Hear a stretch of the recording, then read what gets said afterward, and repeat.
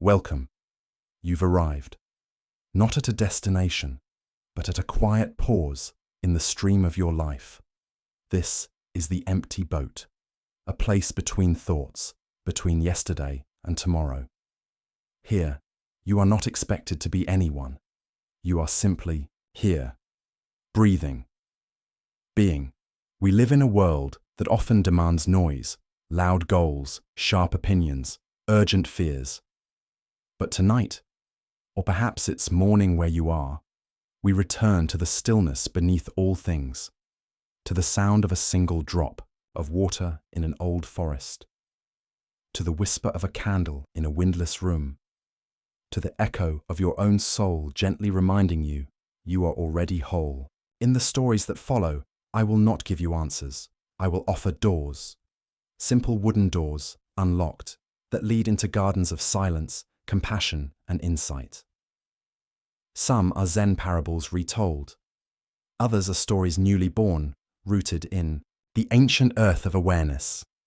They speak not just to the mind, but to the heart behind the heart, to the part of you that is tired of fighting and ready to listen. So close your eyes if you wish. Feel the ground beneath you. Let your breath deepen like the ocean tide. Together, we will drift like an empty boat, free from names, free from blame, free from needing to arrive, just moving, softly, toward presence. Now, let us begin. Story 1. The Empty Boat in the Fog. Story 1. The Empty Boat in the Fog. A light fog was rolling across the river. It was that time between night and dawn when the world still holds its breath. Mist clung to the water's surface like a quiet memory. On the far shore, the bell of a small mountain temple echoed faintly, not loud, not commanding, but like an old friend clearing its throat before telling a story. The river monk sat still in his wooden skiff, drifting slowly along the current. He had no oar, no destination. Just a cup of tea cooling between his palms and the hum of his own breath for company. He had lived by this river for more than 30 years, long enough to know its moods, long enough to see its floods and droughts, its silty tantrums, its mirror-like serenity. But this morning, something stirred in him that he had not felt in a long time. Not fear, not joy, not even clarity, restlessness, as if something wanted to be born. As the boat moved through the veil of mist, the monk closed his eyes, inhaled deeply, and remembered the voice of his master. If a man yells at an empty boat that bumps into him, he is a fool. He smiled. Then something knocked hard against the side of his skiff. The boat rocked. His tea spilled across the deck. Eyes open, muscles alert. He looked out. There, barely visible through the fog, was another boat, drifting, fast, heading directly into his. No sound, no rower, no sign of life. The monk's heart tightened. He raised his voice, breaking the sacred silence. "Watch where you're going." No reply. The boat struck again, harder this time. "Hey, are you blind?" Still, no one answered. He stood up, fury rising in him like smoke from a damp fire. But when the fog parted and he saw clearly, he stopped. The other boat was empty. No rower. No one to scold. No one to blame. Just a weathered vessel, unmoored and drifting.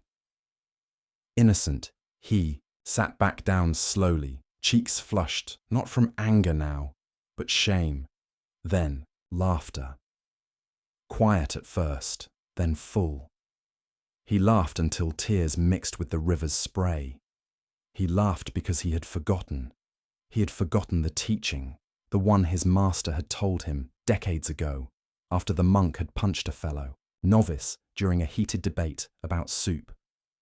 If a man yells at an empty boat, he is a fool. But if he learns to laugh at his own foolishness, he is free. And now, he was free. The fog lifted, just a little. the boat moved on. Long ago, a Zen master shared this same parable to a young student struggling with anger. The student believed the world was full of people who needed correction, people who were careless, selfish, blind. He spent much of his energy pointing out their flaws, arguing, shouting. And yet, he remained unhappy. His inner river was always stirred. One day, the master took him on a walk by the lake and told him the story of the empty boat. He ended with just a question. Would your anger have arisen if you had known no one was steering the boat? The student didn't answer. He stared at the water for a long time. Anger is often born from the illusion that someone meant to hurt us, that someone intended to insult us, that they deliberately betrayed us, that they chose to make our lives harder. And sometimes, yes, that's true. But more often than not, we are yelling at empty boats, people drifting through their own fog, wounded, unaware, reacting from habit, survival, or pain. They crash into us not because they aim to, but because they cannot see. And yet our mind spins its stories. He disrespected me on purpose. She knows how to push my buttons. They always do this to ruin my day. We imagine captains. Behind every crash, we assign motives, sculpt villains, write entire plays in which we star as the righteous and they as the cruel. But what if most boats are empty? Not empty of life, but empty of malice, empty of clarity. Just people, lost, drifting, hurting. And what if by seeing this, we could let go? In modern psychology, this is echoed in the concept of attribution error, our tendency to interpret others' actions as intentional while excusing our own by circumstance. When someone cuts us off in traffic, we assume arrogance. When we do it, we were late for work. When someone forgets our name, rude. When we forget theirs, just tired. This bias fuels resentment. But when we challenge it, when we pause before deciding someone is bad or toxic, we soften the cycle. We begin to see that most people don't mean to hurt. They simply carry their own storms, just like we do. Anger then becomes optional, not suppressed, not repressed, but witnessed, breathed through, released. So what can we do, practically, the next time anger surges? We remember the river. We become curious. Is there really a captain in that boat, or just wind, old wounds, fog? We slow down the story in our mind. We breathe, not to erase the feeling, but to hold it gently. We ask ourselves, what am I reacting to? The event, or the meaning I gave it? And then if we can, we smile. We smile like the old monk, tea spilled, clothes wet, pride bruised, but free. Because that moment, when we choose not to escalate, not to lash out, is the moment we reclaim our boat. Tonight, or whenever you next find yourself caught in anger, whether by a stranger's words, a partner's silence, a memory that stings, I invite you to pause, close your eyes, breathe in the fog, and ask yourself, is this boat even steered? Then let it pass. Let it drift. You don't need to follow it. You are the river, you are the sky. And even when you forget, you are already free. Holding on to anger is like drinking poison and expecting the other to die. The Buddha tonight's reflection. Where in my life am I yelling at empty boats? Can I give myself permission to stop? And if I can't stop yet, can I at least see the boat for what it is? Just another soul lost in the fog, like me. Let your breath guide you back. Let silence answer the questions. Let the river carry what no longer needs to be held. Thank you for being here. The next story will begin soon. Let us stay soft. Let us stay present. Let us float together, like empty boats, in peace. Story 2. Where the moon follows. The moon was full, heavy and low that night, so close it seemed you could touch it. It hung above the hills like an ancient eye, watching, remembering. In a small village by the edge of a pine forest, an old woman sat outside her hut, combing her silver hair. She did this every evening, with quiet hands and eyes that had long stopped chasing the world. Her house was simple: thatched roof, cracked walls, a garden of mint and chamomile that leaned toward the stream below. A child named Mika came often to sit by her. Mika was not her grandchild. He was not even related. But the old woman never asked questions, and the child never spoke of home. He only came, sat, and watched the moon rise with her. That evening, Mika arrived with his shoulders tense and his hands clenched. "They took it again," he muttered. The old woman didn't ask what. "My paper kite, the one with the blue silk, tail. The boys from the north side, they always take what I make." Still, she said nothing. "I try not to care," he added, "but it makes me so angry." The old woman finally looked at him, her eyes soft. "Would you like to hear a story?" Mika nodded, already feeling the storm in him begin to loosen. She pointed at the moon. "Long ago," she said, "there was a boy named Kaito who believed the moon followed him." Mika raised an eyebrow. Everywhere he went, over the hills, behind the temple, into the river's bend, the moon was there, silent and close. He thought it belonged to him. When he played in the fields, he'd wave at it. When he cried, he'd speak to it as if it were his friend. But one day, while walking through the forest, Kaito met another child, a girl with wild eyes and tangled hair, who also believed the moon was hers. She said, "It follows me. Look, even now it shines on my shoulder." Kaito got angry. "No, it follows me. It always has." They argued, then fought. They pulled each other's hair, pushed, scratched, until both were weeping under the same light they claimed to own. The old woman paused, combing her hair again. The next morning, the moon was gone. Day had come. The children felt silly. But deep down, something had shifted. Mika frowned. What happened to them? They grew, she smiled. And in time, they both came to see. The moon doesn't belong to anyone. It simply is. Bright, silent and generous, it follows no one, yet lights the way for all. Sometimes, when we feel we've created something beautiful, a piece of art, a friendship, a reputation, even an idea, we begin to cling to it. We name it mine, my thought, my project, my space, my success, my love. And when others come near, or worse, take what we see as ours, the heart contracts. We feel robbed, small, possessive. Like the child whose kite was taken, or Kaito beneath the moon, we forget that much of life is not ours to hold. Yes, we may shape it, but we do not own it. The moon will shine whether or not we claim it. The stream will flow without needing our permission. And sometimes, what we create is meant to drift, not to be kept. This is not injustice. This is impermanence.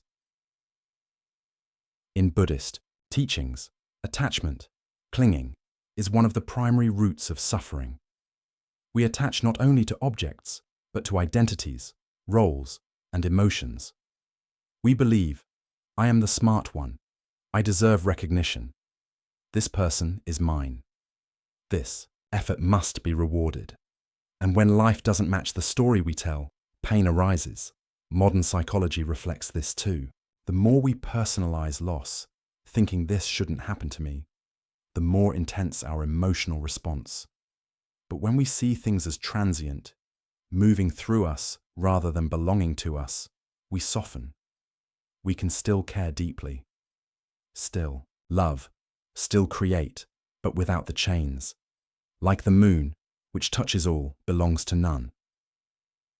That night, Mika didn't say anything for a long while.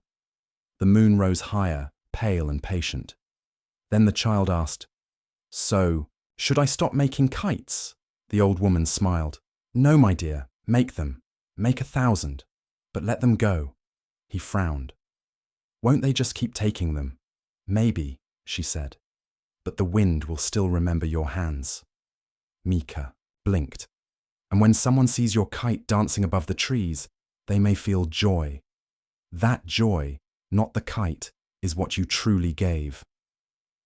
He looked at the moon. It was no longer his, and yet it had never looked more beautiful. In a world that teaches us to stake claims, to leave our mark, to fight for what's ours, this kind of surrender may seem foolish, but it is not weakness, it is wisdom. You can build a home and accept that one day it may fall. You can write a poem and smile as another takes inspiration. You can love someone and still know they are not yours to possess. This is the way of the moon.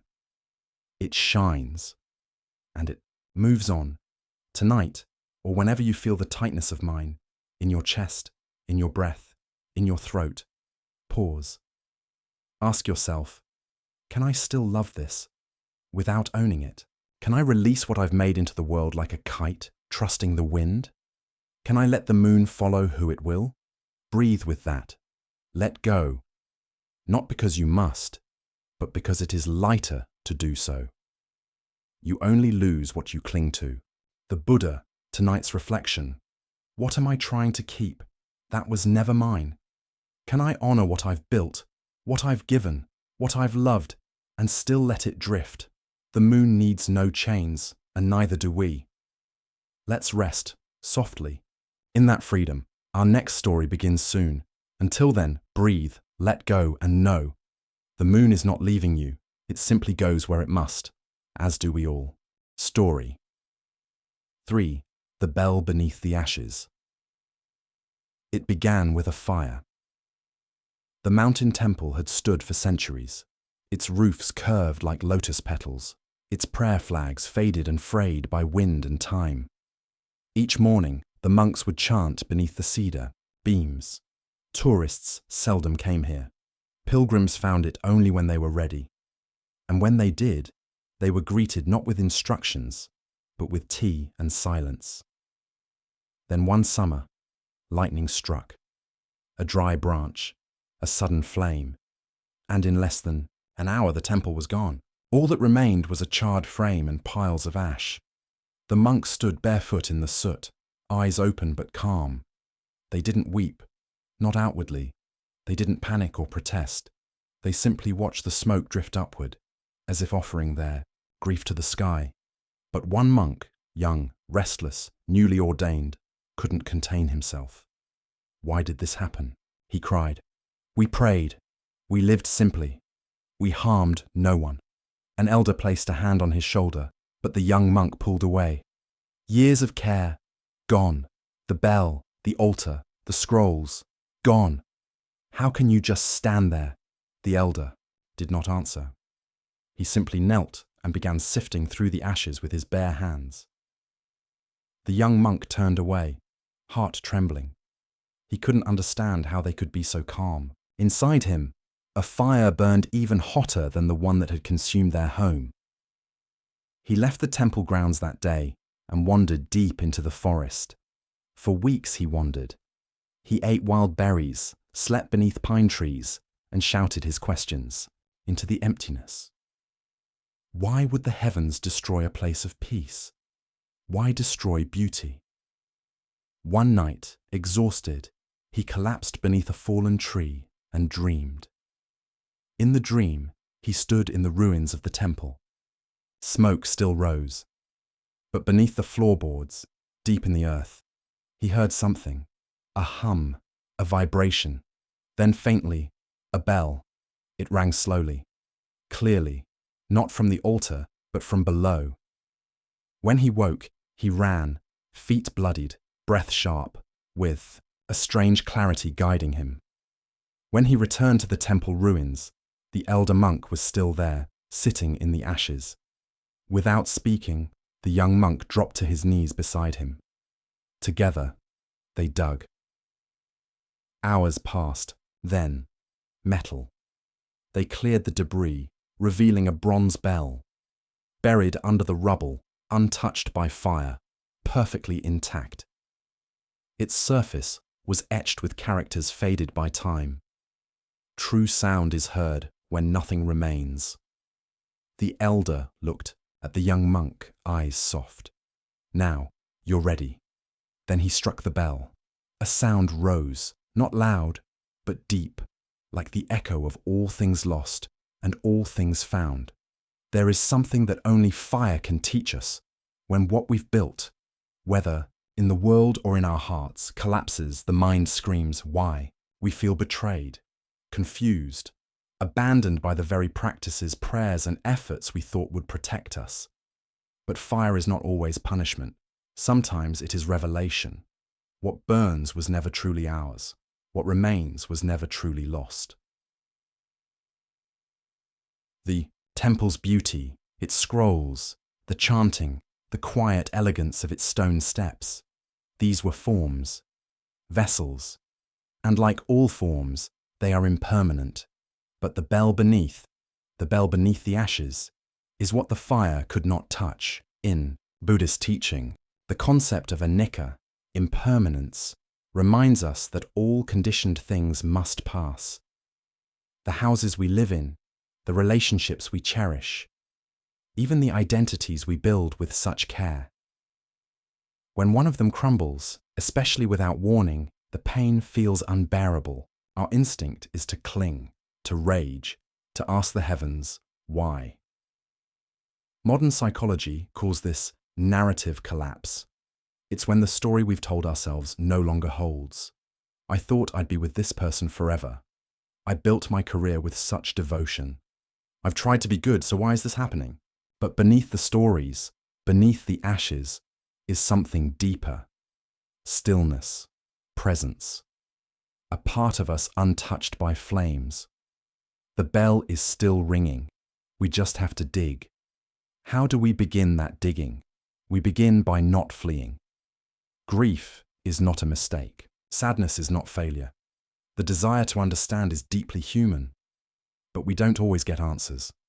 At least not the kind that tie things neatly into bows. Sometimes the answer is a sound, a breath, a bell ringing under what was lost. So we stay. We sit in the ruins. We let the smoke sting our eyes, and eventually, we touch something deeper than understanding.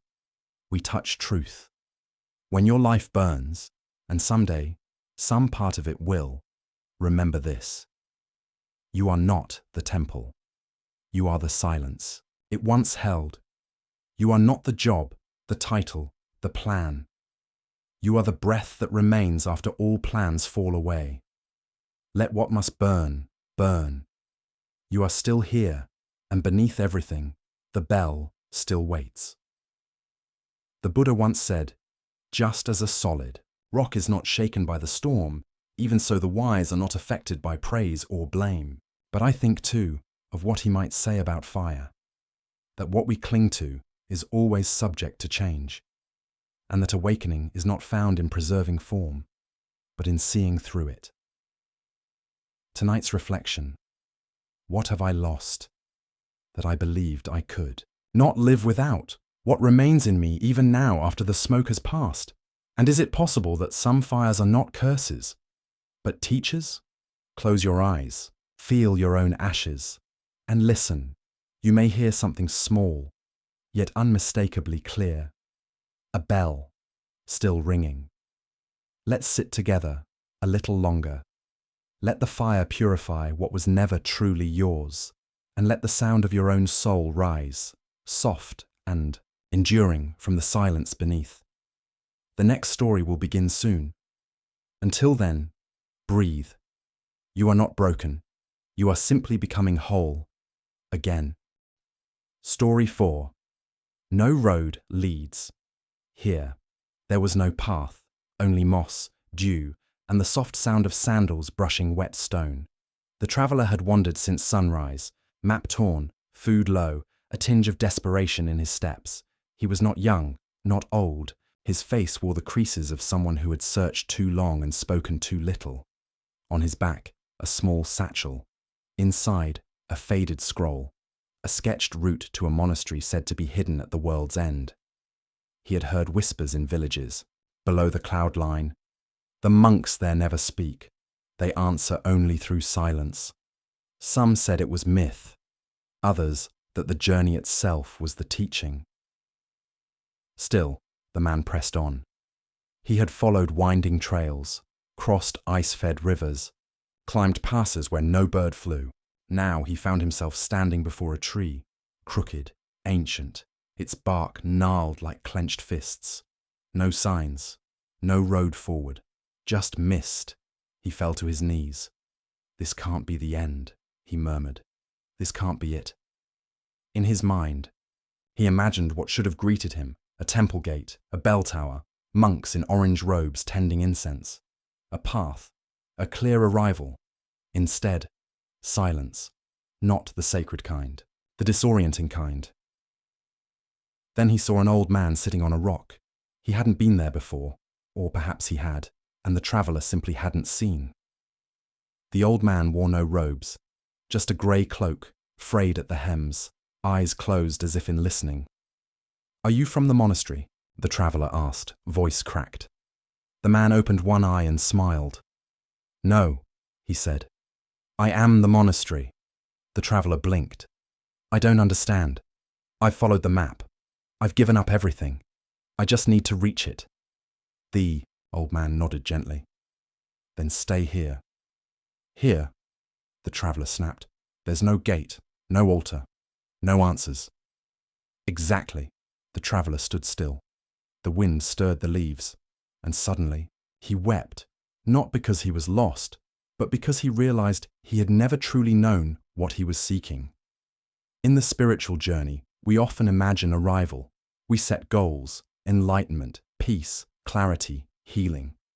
We study the maps handed to us: scriptures, teachings, 10-step guides. We walk, we strive.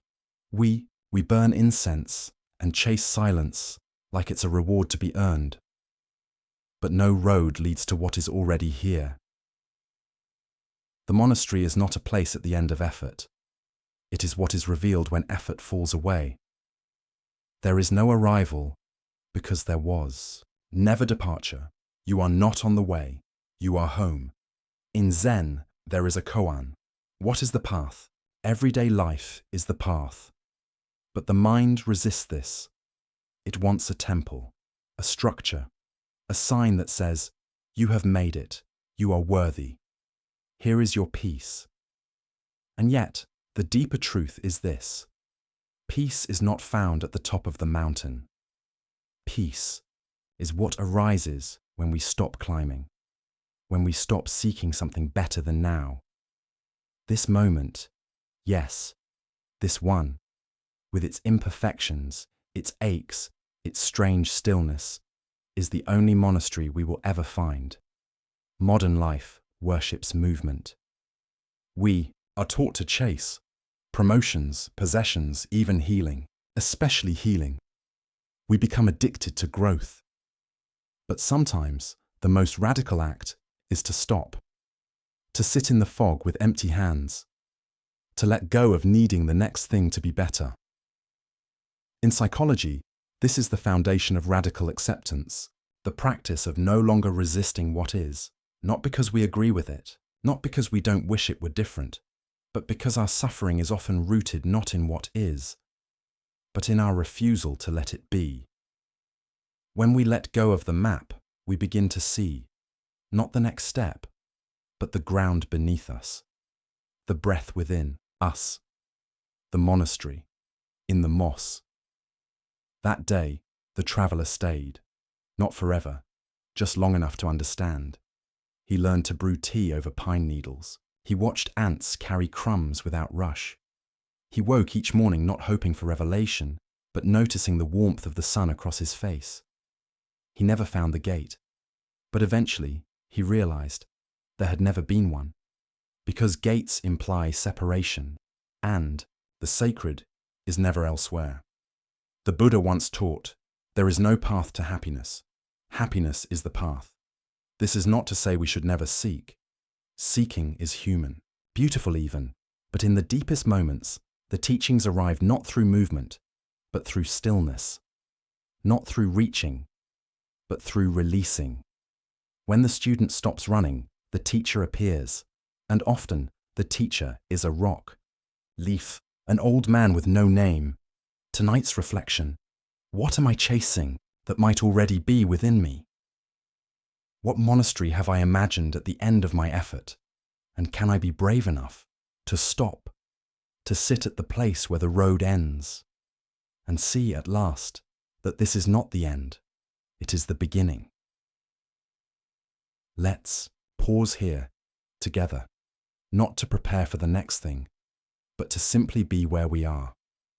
No road leads here, and that is the gift.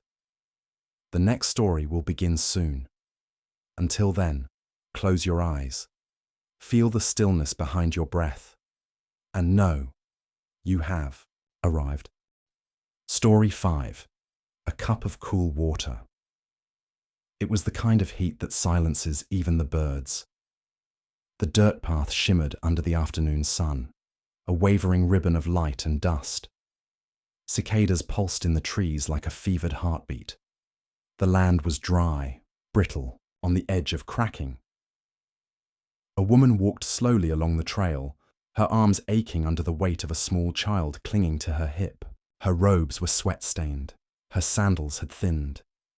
She had not eaten in 2 days, and her throat burned as if she had swallowed fire. Still, she walked. There had been war, then famine, then silence. She no longer kept track of where she had come from, only that she needed to get her son to safety, somewhere with rice and water and the sound of kindness. The child whimpered against her chest. "Hush," she whispered. Almost there. She didn't know where there was, but hope, even brittle hope, kept her feet moving. Then she saw it, a small hut under a tamarind tree, simple, thatched, smoke rising faintly from a clay chimney. She approached, knees trembling, and knocked on the frame. A man opened the door. He was old, cloaked in simple brown, his eyes dark but calm. He looked at her, then at the boy. Before she could speak, he stepped aside and motioned her in. Inside, it was cool.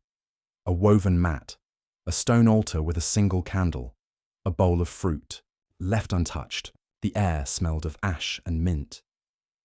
She sat down, trying not to collapse. The man walked to a low table and poured a cup of water from a clay jug. He held it with both hands and brought it to her slowly, reverently, as if offering a sacred text. She took it and drank, one sip, then another, and another. She did not cry, not yet, but something inside her cracked. The child curled into her lap and closed his eyes. The man sat across from her, silent. After a long time, she asked, "Why did you help me? You don't even know my name." He smiled gently. Thirst doesn't need a name. Sometimes what saves us is not a miracle, not a revelation, not even a plan. Sometimes it is a single act of stillness, a small kindness, a cup of water. In a world that teaches us to search for grand solutions, for dramatic transformations, we forget that healing often arrives like this, quiet, humble, and deeply human. Not with trumpets, but with presence. There is an old Zen saying, "Before enlightenment, chop wood, carry water. After enlightenment, chop wood, carry water." It reminds us that the sacred is not elsewhere. It lives in daily things, in how we pass a cup, in how we sit with someone's pain, in how we remain soft when the world goes dry. The man in the hut did not offer answers. He did not preach. He did not fix the woman's journey. He simply gave what he had: cool water, shelter, silence, and that was enough. That was everything. In modern psychology, the concept of co-regulation speaks to how we soothe each other, not with solutions, but with calm presence. When someone is panicked, we don't need to fix them. We need only sit with them, breathe slowly, offer warmth. The nervous system recognizes safety before the mind does. That old man, he was co-regulation, embodied compassion, a lighthouse in human form. He didn't stop the war, He didn't remove the hardship, but he gave her what she most needed, the feeling of not being alone. We all carry our own children through deserts, not always literal children. Sometimes it's a wound, a dream, a fear. We walk long roads, unsure of where they lead. And sometimes we are the woman, desperate, tired, nearly hollow. Other times, we are the old man, still, with something to give. Both are sacred roles. Both are needed. The question is not always, how do I save the world? Sometimes it is, who needs a cup of water right now? Or, can I offer it without asking for a name? That night, the woman and her child slept on the mat in peace. In the morning, before the sun had fully risen, she rose and bowed to the old man. He handed her a cloth bundle, rice, some berries, dried roots, and said only, "Walk gently." She nodded, tears finally falling. As she left, she looked back. The man was already sitting in meditation, as still as the stones around him. The hut disappeared into the trees. But she never forgot the water. Not because it ended her suffering, but because it reminded her she was worthy of care, even in the midst of it. The Buddha taught, thousands of candles can be lit from a single candle, and the life of the candle will not be shortened.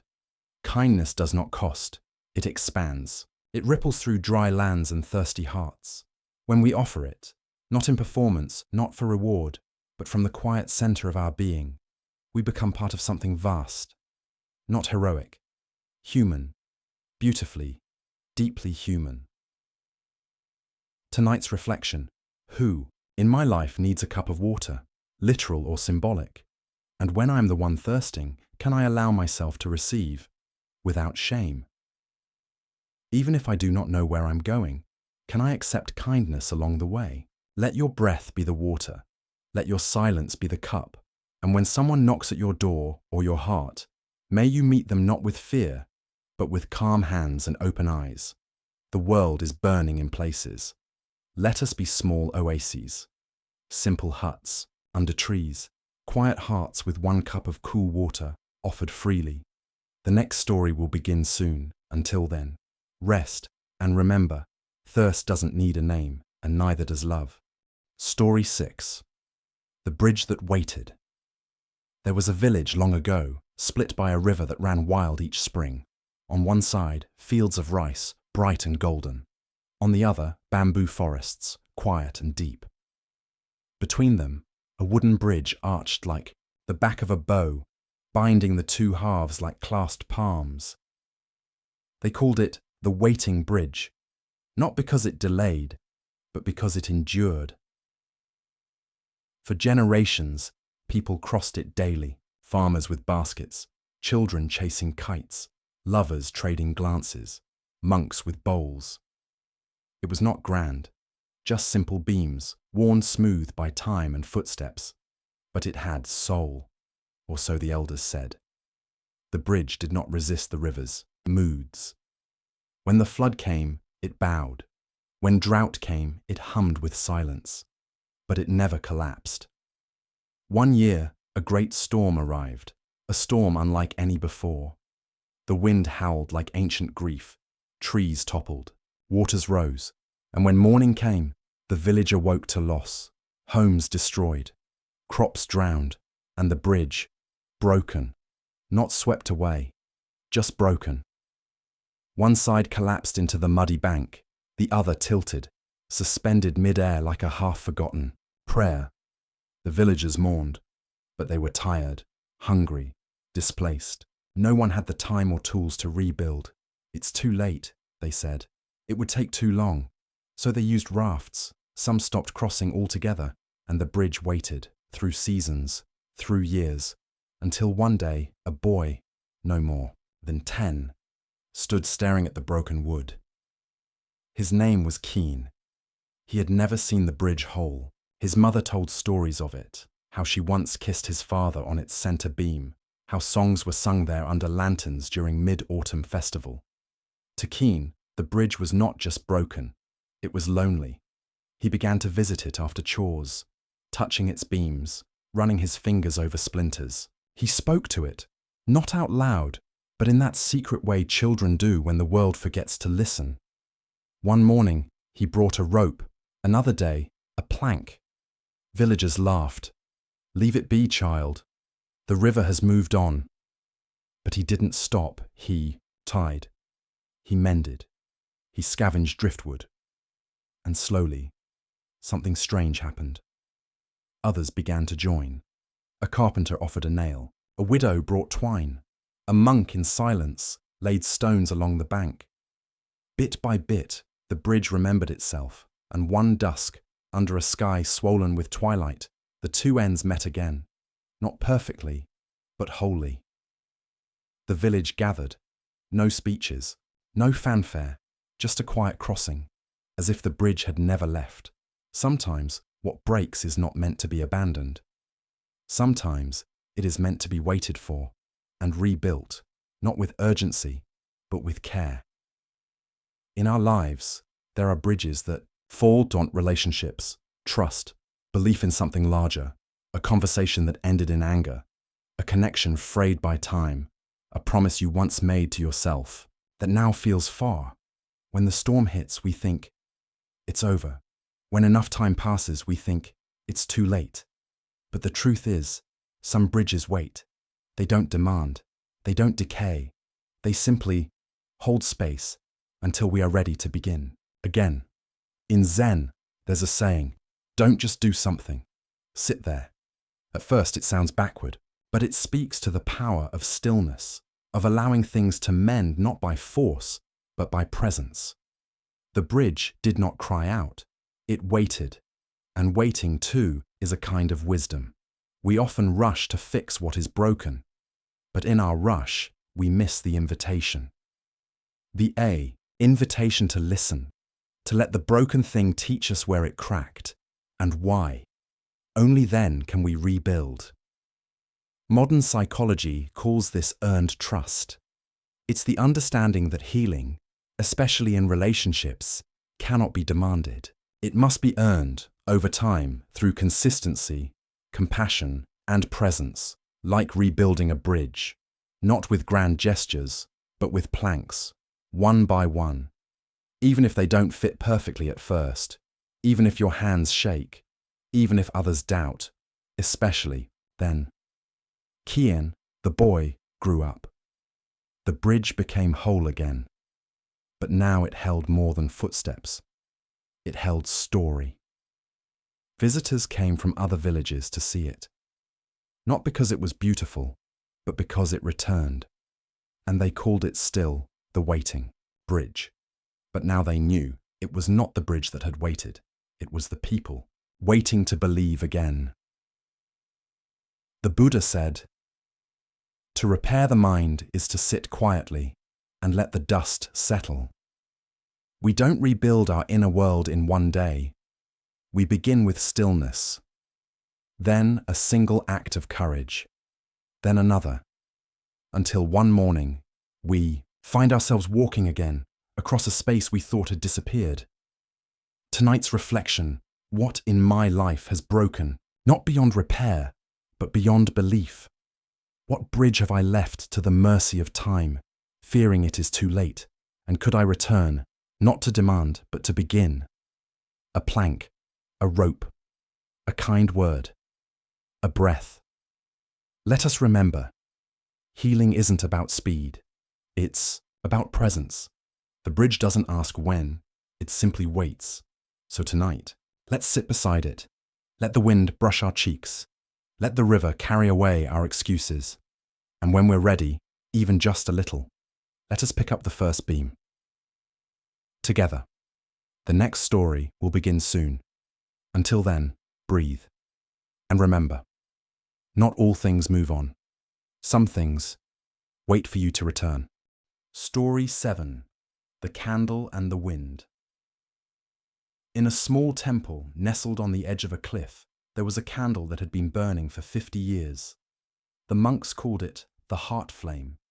It was not grand, just a simple wick in a clay dish, fueled by oil replaced daily, yet they treated it as sacred. No one touched it without bowing. No one let it go unattended.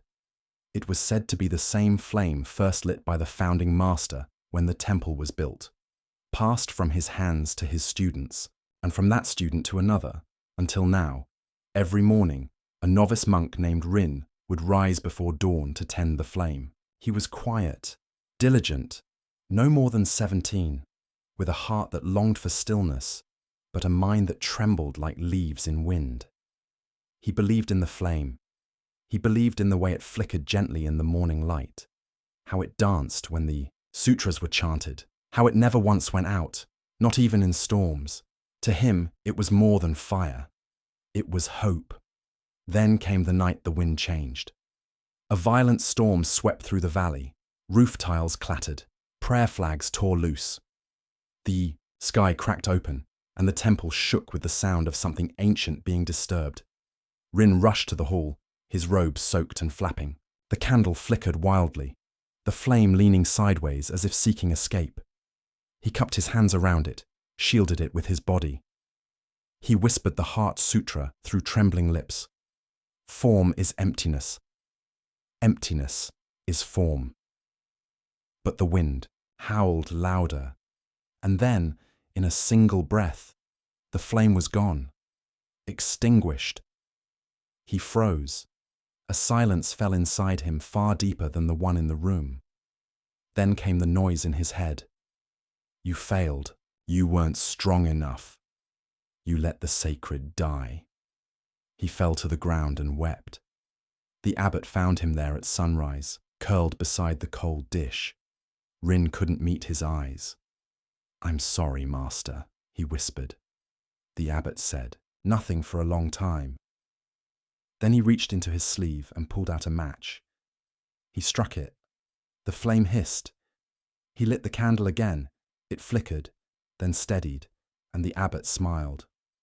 The flame was never in the oil, Rin. It was in your breath, and your breath is still here. So many of us live as Rin did, believing that the things we protect must never be lost. We hold tightly to rituals, to relationships, to roles, to identities we've lit with care. We think, if this goes out, I will break. But life is the wind, and the wind will blow. Despite our hands, despite our prayers, despite our certainty. In Zen, there is a teaching. The tighter you grasp, the more you suffer.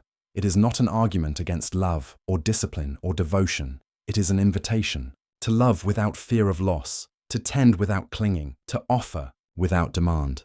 Because no flame burns forever in form, but its light, if we allow it, can return in different ways. Modern therapy describes this through the lens of grief resilience, the idea that loss does not end meaning, that when something precious ends, a marriage, a season of life, a career, even a dream, it does not take with it our capacity to begin again. The candle goes out, yes, but the breath that lit it, still here, still yours. After that morning, Rin changed.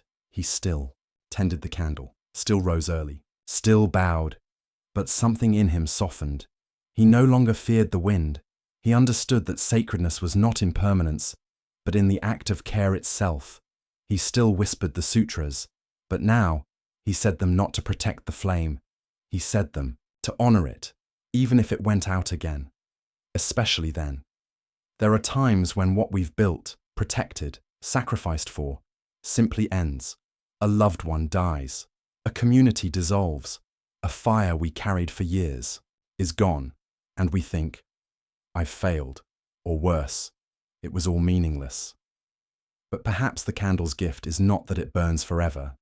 Perhaps its gift is that it teaches us how to tend gently and how to begin again, even after silence.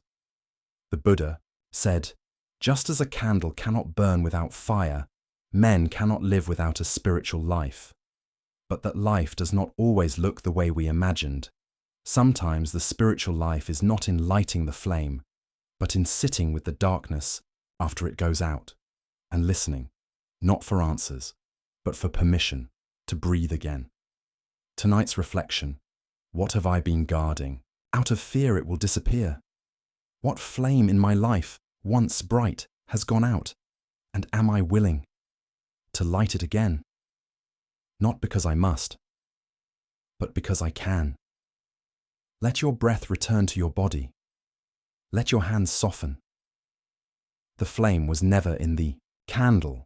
It was always in you. The next story will begin soon, but for now, rest. Let the wind blow. Let it teach you what cannot be taken. And when you are ready, light another match and begin again. Story 8. The monk who never answered. They called him the Silent One. He lived at the edge of a monastery carved into a misted cliffside, where the sun rose each morning like a breath behind clouds. His hut was small, nothing more than stone and straw. Yet every morning, villagers climbed the trail to sit outside it, hoping for a word, a blessing, an answer. But the monk never spoke, not out of rudeness, not out of pride, simply presence. His eyes were soft, his back straight, his robes humble. When spoken to, he bowed. When asked a question, he smiled, but he never answered. He had lived this way for decades. Some said he had taken a vow. Others believed he had transcended language. Children whispered that if he ever spoke, it would be the last thing you'd need to hear. One day, a man came to the monastery. He wore fine shoes and a cloak stitched with gold. A scholar from the city, a philosopher, a man with many questions. He sat before the silent monk with a notebook and a pen, and he asked, "What is truth?" The monk bowed. The scholar frowned. "What is suffering?" The monk smiled. "What is the self?" Silence. The scholar grew agitated. "I have crossed rivers and deserts for this. I have studied the texts, debated sages, taught in universities, and now, when I stand before one said to be awakened, I am met with nothing." The monk did not flinch. The scholar stood. Is it ignorance, arrogance, or simply emptiness? Then he turned to leave. But as he stepped off the path, his foot slipped. The edge gave way. He tumbled, fast, helpless, toward the ravine below. In an instant, a hand caught his wrist. The silent monk had moved. With strength beyond his age, he pulled the man back up onto solid ground. They sat together, breathing hard. The monk placed a hand on the scholar's chest and whispered, "Just one word. Here." Then he bowed once more and returned to his hut. Some answers are not given in words. They are given in stillness, in presence, in the space between noise. We live in a world drunk on explanations. We seek answers as if they are coins, to be collected and counted. We confuse understanding with wisdom, and we imagine that if someone is wise, they must tell us something. But the deepest truths cannot be told. They can only be shown through how one lives, listens, and simply is. In Zen, there is an old saying, "Those who know don't speak. Those who speak don't know." It's not an insult to teachers or words. It's a reminder that words are only fingers pointing to the moon, not the moon itself, and sometimes too many words obscure the truth. The silent monk didn't answer questions. He became the answer. In his presence, people began to see what could not be spoken. Peace, not as an idea, but as a weight lifted from the chest. Truth not as a theory, but as a softening in the eyes. Self not as a concept, but as breath. Formless. Here. Modern therapy calls this attunement, the deep, non-verbal recognition of another's presence. A mother cooing to her child, a friend holding your hand in silence, a therapist listening with their whole body. No advice, no fixing, just witnessing. And in that, healing. Not because something was said, but because something was felt. The scholar never forgot that day. He returned home. He still taught, still read, still loved words. But now, when a student asked, "What is truth?" he would pause, touch his chest and say, "Begin there." The Buddha once said, "The tongue, like a sharp knife, kills without drawing blood." But silence can be a balm. Not all silence is avoidance. Some silence is presence so full it spills beyond language. And in that space, the heart finally hears. Tonight's reflection. Where in my life have I been demanding answers, when perhaps I need presence? Where have I filled the silence with noise? Out of fear, it might tell me something I'm not ready to hear. And can I be still enough to listen without needing to know? Tonight, let the questions rest. Let your breath answer softly. Place your hand over your heart. Say nothing, just feel. You may discover that truth does not arrive through explanation. It arrives through stillness. The next story will begin soon. But, for now, rest in the silence between thoughts. You are already being answered. You always were. Story 9. The Mango and the Thorn. There was once a garden hidden behind a monastery wall. It was small, just a patch of soft earth, a few herbs, a crooked tree bearing mangoes so fragrant the wind itself seemed sweeter when they ripened. The tree had been planted by the founding abbot decades ago, its seed a gift from a foreign traveller who had stayed for one summer and left in silence. The monks tended to it with reverence, but the mangoes were never picked. They were not forbidden. There was no rule against it, but over time it became a quiet agreement, an unspoken vow, that the fruit belonged not to desire, but to presence. The mangoes ripened, fell when ready, and returned to the soil. Then one spring, a young monk named Tenzin arrived. He was curious, wide-eyed, eager to absorb all the teachings. He chanted the sutras, cleaned the shrine, bowed a little deeper than the others, but he had one flaw. He hungered, not for food, but for experience. He wanted to feel the teachings, to taste them, to know with his senses that he was on the right path. And one morning, as he was sweeping the path near the garden, he smelled it. A mango, ripe, golden, hanging low on the branch, swaying gently in the breeze, almost as if offering itself. He looked around. No one. His hand moved without thinking. He reached up, plucked the fruit, and held it to his chest like a stolen prayer. He brought it to his room, cut it slowly with his meditation knife. Its juice glistened like sunrise. He bit into it, and for a moment, nothing else existed. It was sweet, achingly sweet, as if the earth had whispered something into the fruit that only his mouth could understand. He closed his eyes, and then, pain. A sharp sting in his tongue. He spit the piece out and saw it. A thorn, thin as hair, buried in the flesh. Blood tinged the sweetness. He panicked. Was it poisonous? Had he been punished? His mind raced. I should confess. No, I should hide it. Maybe no one will notice the fruit is gone. Maybe I wasn't ready. Maybe I don't deserve the teachings at all. He didn't sleep that night. The next morning, during the meditation session, the abbot sat quietly before the group. His eyes, as always, were gentle but direct, and without looking at anyone in particular, he spoke. Long ago, a monk in this very place tasted the mango before it was ready. Tenzin's chest tightened. The abbot continued. He did not sin. He did not disobey. He simply mistook hunger for readiness, and in his urgency, he swallowed the thorn. He looked up then, into every face. But the lesson was not in the thorn. The lesson was in the sweetness that came before the pain, and the humility that came after. Silence fell like petals. Tenzin wept, not out of shame, but relief. He had not been cast out. He had been seen. Desire is not evil. It is human. To want joy, to want beauty, to want proof that our efforts mean something. But sometimes, in our rush to taste the fruit, we forget the thorns it may still carry, and we confuse desire with readiness.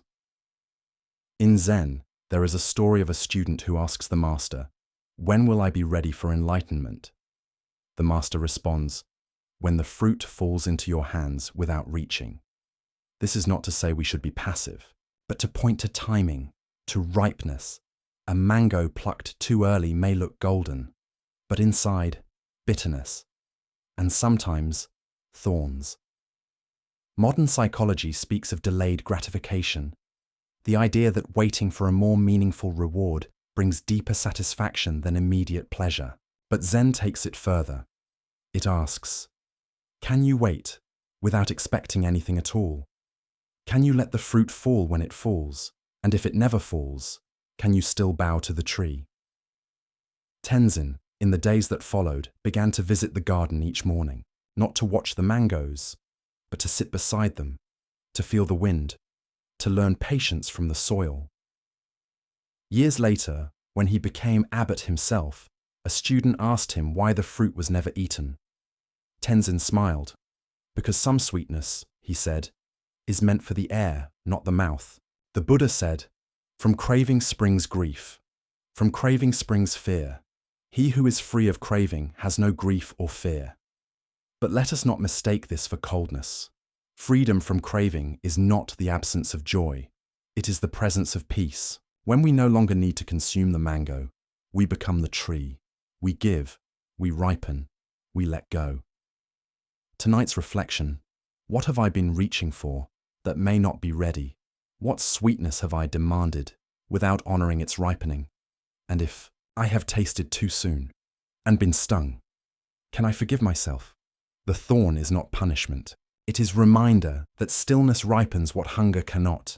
Let's sit now, hands open, hearts soft, not waiting, not reaching, just being. The mango will fall or it won't, but either way, the tree is enough. And so are you. The next story will begin soon. Until then, breathe and trust the ripening you cannot yet see. Story 10. The tea that cooled slowly. Steam curled from the rim of the cup like incense. It rose, danced, then vanished into morning light. The tea sat untouched. Across the table, the master and the student faced each other in silence. They had been sitting that way for nearly half an hour. The student, a young man named An, fidgeted. His hands twitched on his knees. His breath was shallow. His thoughts raced in a dozen directions. He had come to the monastery 3 months earlier, seeking awakening. He had studied the texts, practiced the forms, chanted, sat in stillness, fasted, prayed, and still, he felt nothing. No insight, no breakthrough, no great realization like the ones described in the books. He wanted to feel it, the moment of clarity, of freedom. So this morning, he'd asked the master a question. When will I be ready? The master had said nothing. He simply poured tea, then sat and waited. Now the tea had grown cold. The steam had vanished. The fragrance had settled. The moment, if it had ever come, had passed. The student sighed in frustration. You didn't answer me. The master smiled. I did. The student furrowed his brow. With silence? The master shook his head. With tea. He gestured to the untouched cup. At first it was too hot. Now it is too cold. But in between, it was perfect. The student looked down. The master continued. But you were too busy waiting for something to taste it. So much of life is like that tea. Moments offered to us, warm, fragrant, fleeting, but missed because we are waiting for something better, something grander, something we believe must be it. We tell ourselves, I'll be happy when I understand. I'll relax when I've succeeded. I'll enjoy this when I know it will last. And so, we miss the sip. We miss the silence. We miss the now. By the time we realize what we were given, the tea has cooled. and that's okay. But it is a lesson. Presence doesn't wait. It offers itself quietly, then moves on. In Zen, there's a story of a student who asks the master, "How can I attain enlightenment?" The master replies, "Did you hear the sound of that mountain stream?" The student pauses. "Yes." The master says, "Enter there. No chant, no theory, just a stream. Just now." But the mind wants more. The mind wants bells, fireworks, confirmation. And so it misses the stream. It misses the warmth of the cup in hand. Modern psychology calls this delayed presence, the idea that our attention is often so occupied with future outcomes that we do not experience the moment we are actually in. We live as if life is a rehearsal. We assume the real moment is coming later, after this meeting, after this promotion, after this healing, after this understanding. But this breath, this taste, this light on the floor, this is the moment. And if we're not here for it, it will pass without ceremony, like tea cooling in a cup. Anne, the student, looked again at the cup. He lifted it to his lips. Drank. It was not hot, not cold, just tea. The master nodded, and for the first time in weeks, Anne did not ask another question. He simply sat and tasted the quiet. The Buddha once said, "The trouble is, you think you have time, but time is not something we have. It's something we move through, moment by moment, like stepping stones in a mist. Some stones are warm, others slippery, but we never stand on two at once. Only this one, only now." Tonight's reflection. What tea in my life have I left untouched, waiting for it to be perfect? Where have I chased insight, hoping for the big moment while missing the small ones? And can I pause to sip before the steam disappears?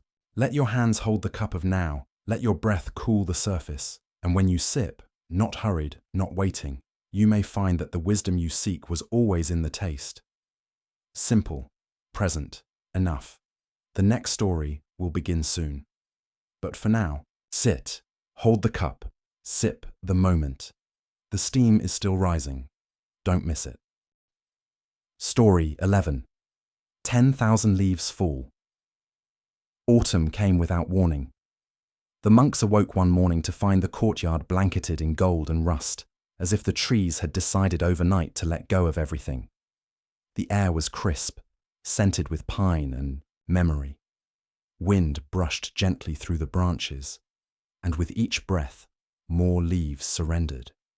They did not fall all at once. They fell quietly, one by one, like soft goodbyes. That afternoon, Master Rio stood beneath the great ginkgo tree in the center of the garden. He had been standing there for hours. His robe stirred slightly in the breeze. He did not speak, did not move. Only his eyes traced the descent of each leaf. A young monk named Ato approached. He bowed, waiting for permission to speak.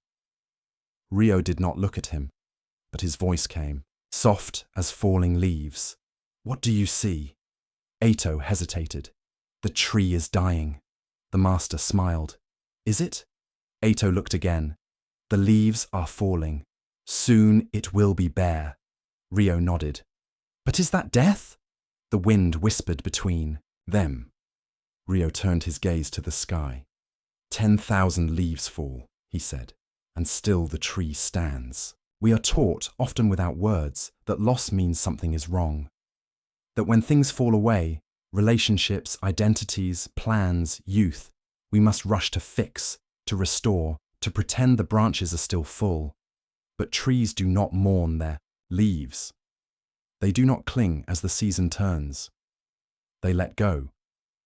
Not because they are weak, but because they know. This is how life breathes. The falling is not failure. It is rhythm. In Zen, the falling leaf is a master. It does not grasp. It does not resist the wind. It simply drifts, in its own time, toward the ground it came from. No panic, no shame, only surrender. And in that surrender, a strange kind of beauty, not the beauty of perfection, but the beauty of change, of soft endings, of graceful impermanence.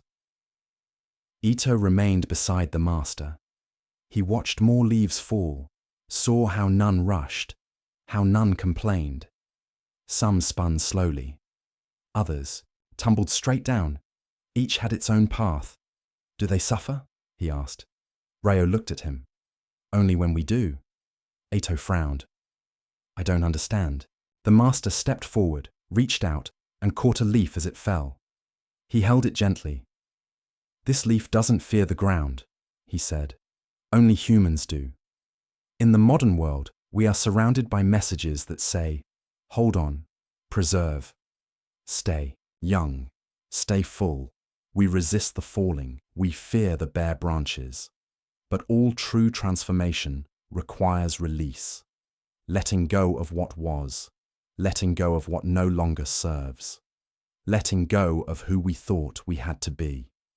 We do not become barren when we let go. We become ready for rest, for renewal, for something deeper to take root. Psychologists call this the cycle of acceptance. It is the shift from resistance to integration. Not just recognizing loss, but befriending it. Not moving on, as if nothing happened, but moving with it, like a leaf rides the wind. There is grief. Yes, but there is also grace. Later that evening, Ito returned to the ginkgo tree alone. He sat at its base, hands in his lap, heart quiet. He thought of all he had lost.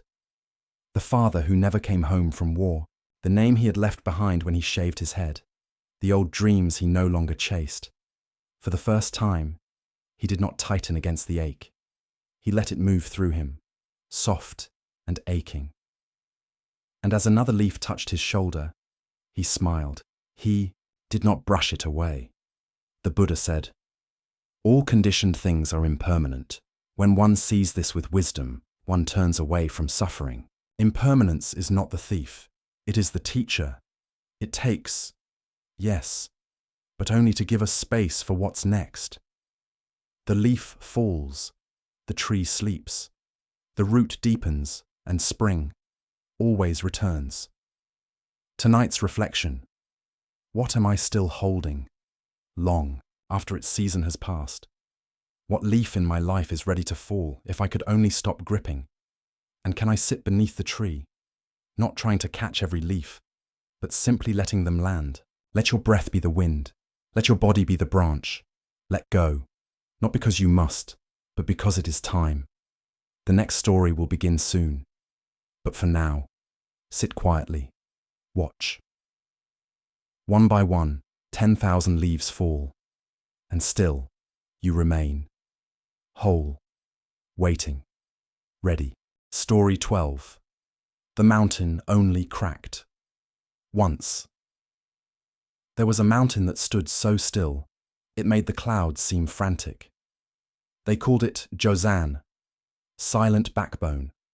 It rose alone on the horizon, away from the range, like an elder who had chosen solitude over praise. From the villages below, it was a constant presence, unmoving, unfazed by storms, indifferent to the changing seasons. The people revered it, not as a god, but as a reminder of stillness, of patience, of endurance. Children were taught to be like Jozan when they cried too loudly. Lovers promised each other mountain hearts when pledging loyalty, and monks from distant temples came to meditate at its base, hoping to inhale a portion of its calm. But one summer, Jozan cracked. It wasn't loud. There was no earthquake, no lightning, no fire, just a sound, soft but vast, like stone exhaling after 1,000 years. A split opened near its peak, thin, jagged, no wider than a breath, but it was enough for the villagers to notice, enough for the stories to tremble. They gathered, whispered, pointed. What does it mean? Is it weakening? Is this an omen? Some feared disaster. Others mourned the loss of perfection. But an old monk named Hisao, who had lived half his life in the shadow of Jozan, simply smiled when he heard the news. He climbed the path alone. It took him 3 days. His knees were not young, and the path was steep. But he moved slowly, like stone becoming wind. When he reached the crack, he sat before it. He bowed once, then said, "Ah!" Nothing more. He placed his palm on the fractured stone. It was warm. He smiled again, then laughed, not loudly, but with the kind of joy that comes when something ancient is finally allowed to breathe. We are taught to admire strength, to be unshakable, to not flinch, not break, not crack. We are praised for how well we endure, how well we hide our wounds, how long we can carry the weight without complaint. But even mountains crack, and when they do, it is not a failure. It is a release, a truth rising to the surface, a pressure asking to be seen. In Zen, there's a teaching. The obstacle is the path. What we try to avoid, suppress, ignore, that is often the very doorway we are meant to walk through. The crack is not separate from the mountain's strength. It is part of it. The part that says, "I have held long enough. Let me now open." Modern psychology calls this emotional rupture, the moment when containment no longer serves and emotion breaks through. It can be frightening. Tears we thought we had buried, anger we didn't know we carried, memories that rise without permission. We fear it means we're falling apart, but more often, it means we're finally telling the truth. Our bodies know what we've outlived. Our hearts know when it's time to crack, not to collapse, but to transform. After Hisao returned, a student asked him, "Was it frightening to see the mountain broken?" He shook his head. "No, it was alive." "But what if it breaks more?" the student pressed. Hisao chuckled. "Then perhaps it will become a valley, or a spring, or something no one expects." He paused.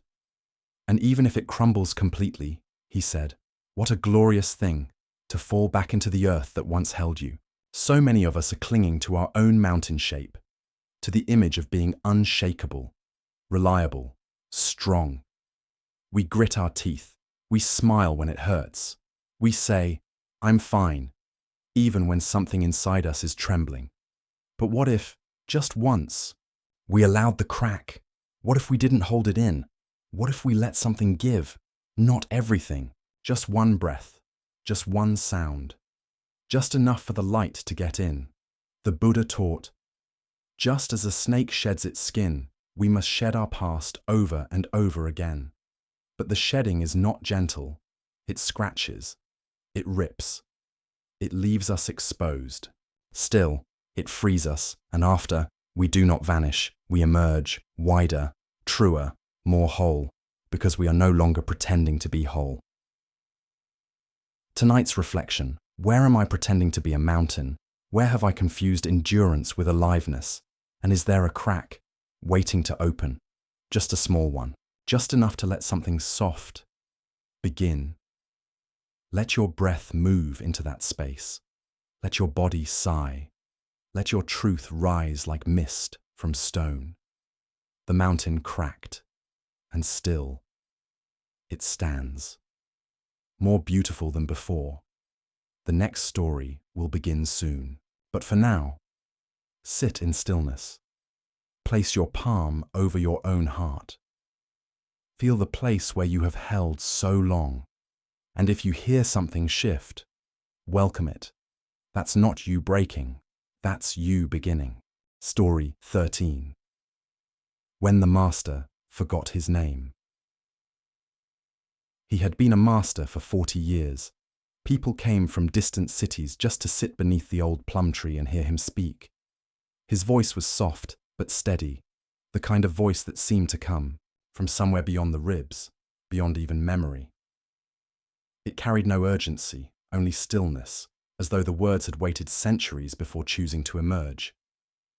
His name was Daisetsu. It meant great snow. They said he'd been born during the first snow of the century, wrapped in white cloth, eyes open, unblinking. It was a name he had worn with quiet pride, not as a title, but as a reminder, to fall softly, to melt gently, to vanish without trace. But one morning, something changed. He woke in his room as the light crept in through the paper windows.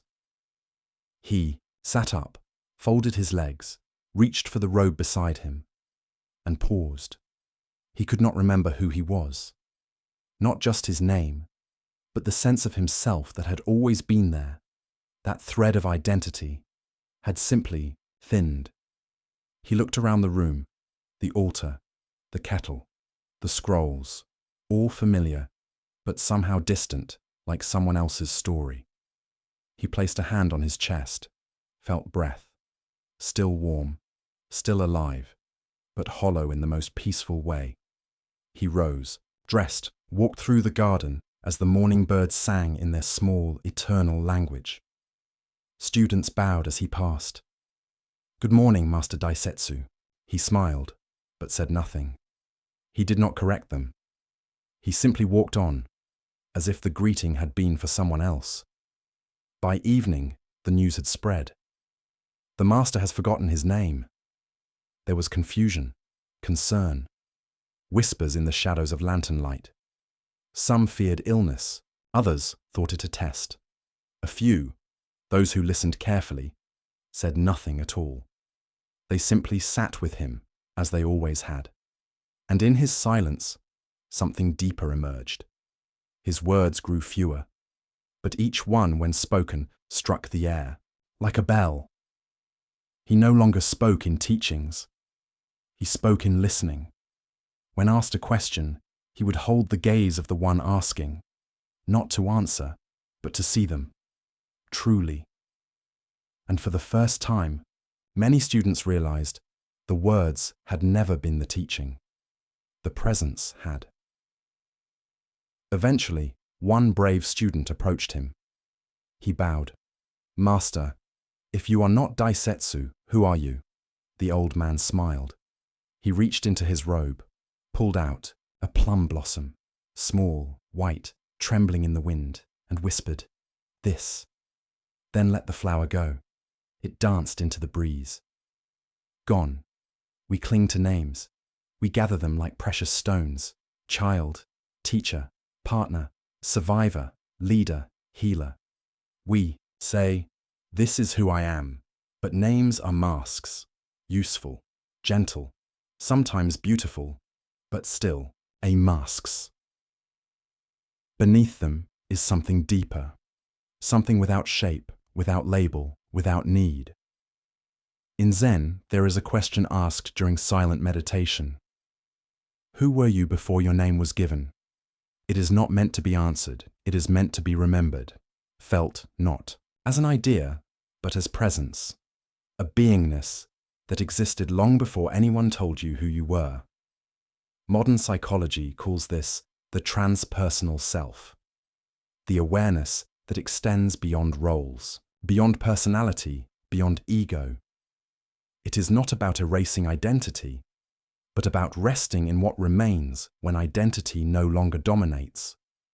When you forget your name and find you are still here, still breathing, still aware, still you. Only now there's no edge, no defense, no need to perform. Daisetsu lived many years after that morning. He taught less, walked more, listened more, and eventually he stopped using his name altogether. When asked who he was, he would point to the sky, or to the water, or to the face before him, and once, to a mirror. Smiling, he died in winter, during the first snow, wrapped in white cloth. Eyes open, unblinking. The Buddha taught, there is no self, and yet, what a mystery. This life continues. To awaken is not to erase yourself. It is to see clearly that who you thought you were is not the end of the story. It is only the beginning. Like a blossom falling to reveal the branch beneath, like a name forgotten, to remember what cannot be named. Tonight's reflection. Who am I? When I stopped performing? Who was I? Before the world gave me a name? And can I rest, just for a moment, in that nameless presence? Sit now. Let the labels soften. Let the need to be anyone drift like snow. You are here, and that is enough. The next story will begin soon, but for now, close your eyes. Place a hand on your chest and ask, not for an answer, but for silence, the kind that listens deeper than words. Story 14. The Child in the Rice Field. The rain had stopped, but the earth still shimmered with wetness. In the wide expanse of the valley, the rice fields stretched like mirrors beneath the pale sky, their green shoots standing in rows of watery silence. Farmers in wide straw hats moved slowly through the fields, bent like question marks, their hands submerged in the mud, planting life one stalk at a time. It was early morning. Mist still curled low over the paddies. Birds called softly from trees. Along the edge, and near the southern edge of the field, a cry broke the rhythm. It was not loud, more confusion than pain, but enough to draw eyes. A child, no older than 6, stood in the shallow water, arms covered in mud, sandals lost. Beneath the surface, his face twisted in distress. "I didn't do it!" he shouted. A man stood before him, towering, furious. His voice was thunder. "You trampled the new shoots. Look at this." He pointed to the ruined rows, a crooked path of flattened plants. The boy shook his head. "It wasn't me." But his voice cracked. His hands shook. The man didn't listen. He grabbed the boy by the wrist and dragged him to the edge of the field, shoving him to the ground. "You're just like your father," he growled. "No respect, no care. Get out." The boy curled inward, silent now. Soaked, muddy, small. No one said anything, until an old monk who had been walking the narrow ridge trail above the field paused and descended slowly. He stepped carefully over the embankments, his bare feet finding balance with quiet grace. When he reached the boy, he knelt, and gently he helped him to his feet. He turned to the farmer. "Would you allow me to speak with the child?" The farmer folded his arms. "Do what you like. He already lied." The monk nodded. He took the boy's hand and walked a short distance away. They sat beside a stone where dragonflies gathered. For a while, the monk said nothing. Then he asked, "Did you trample the rice?" The boy shook his head, eyes full of water. "But I ran through the field to catch my kite," he whispered. "It flew low. I didn't mean to step on them. I didn't know I was in the wrong place. I didn't see." The monk placed a hand on his shoulder. "I believe you," he said. The boy looked up. "Even though I made a mistake." The monk smiled. "Especially then. We live in a world that reacts quickly. We see an error. We assume the worst. We speak harshly. We punish. But understanding asks for pause. It asks for softness, especially when the one before us is small, or scared, or still learning how to walk through the world. The child did not lie to deceive.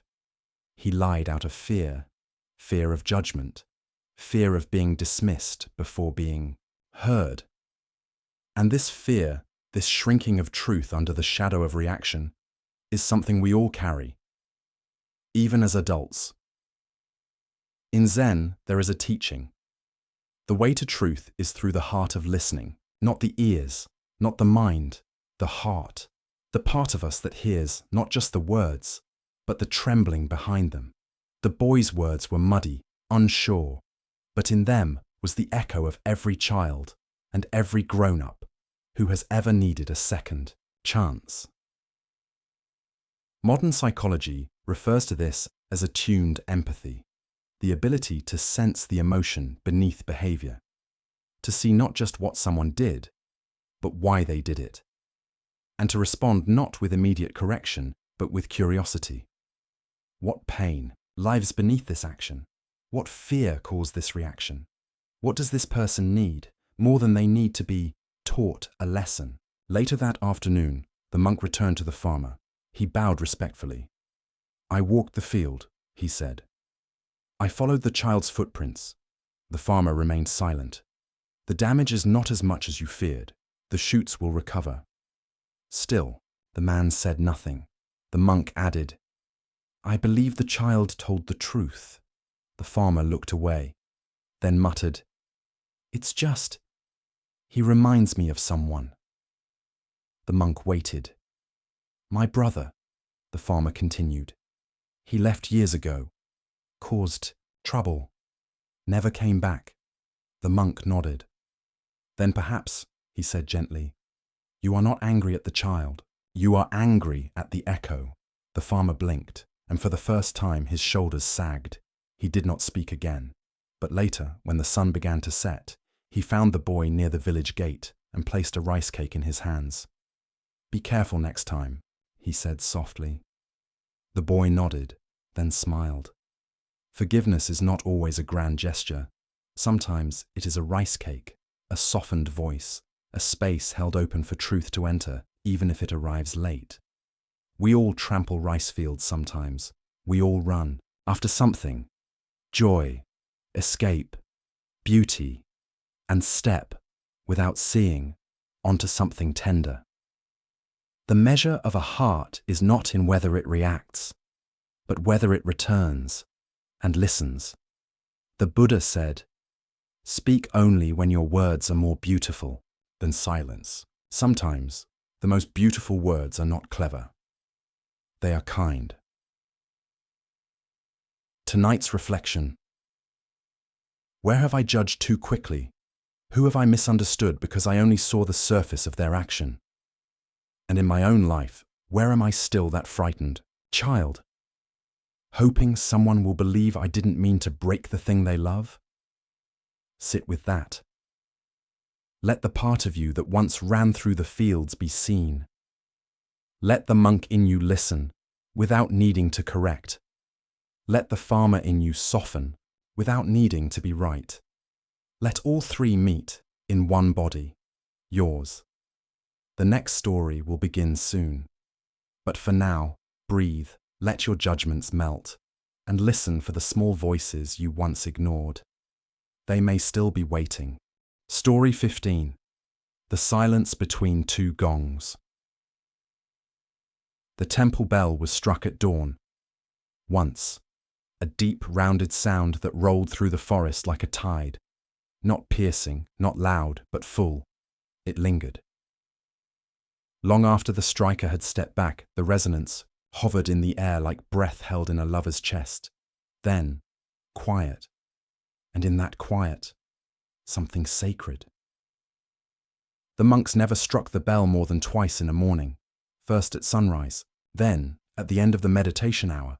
The sound signaled the beginning and the end, but it was the space between them, the long uninterrupted silence, that held the true teaching.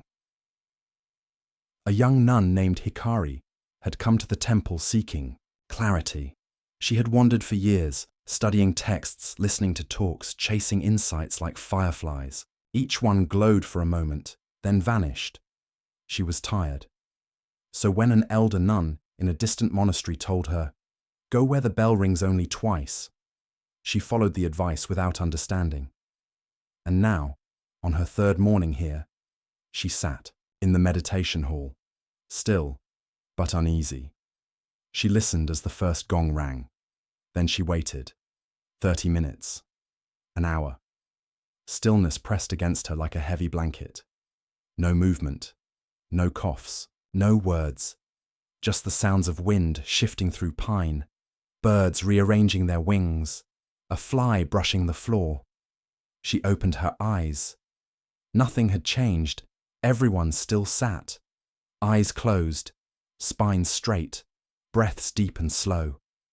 She closed her eyes, again, and the thoughts came. Why aren't we doing anything? What if I'm doing this wrong? I can't even tell if I'm meditating or just sitting here like a stone. When will the next bell ring? Her chest tightened. She felt trapped. exposed. Alone in a sea of stillness that didn't seem to care whether she understood. She wanted to scream just to hear a sound, but she didn't.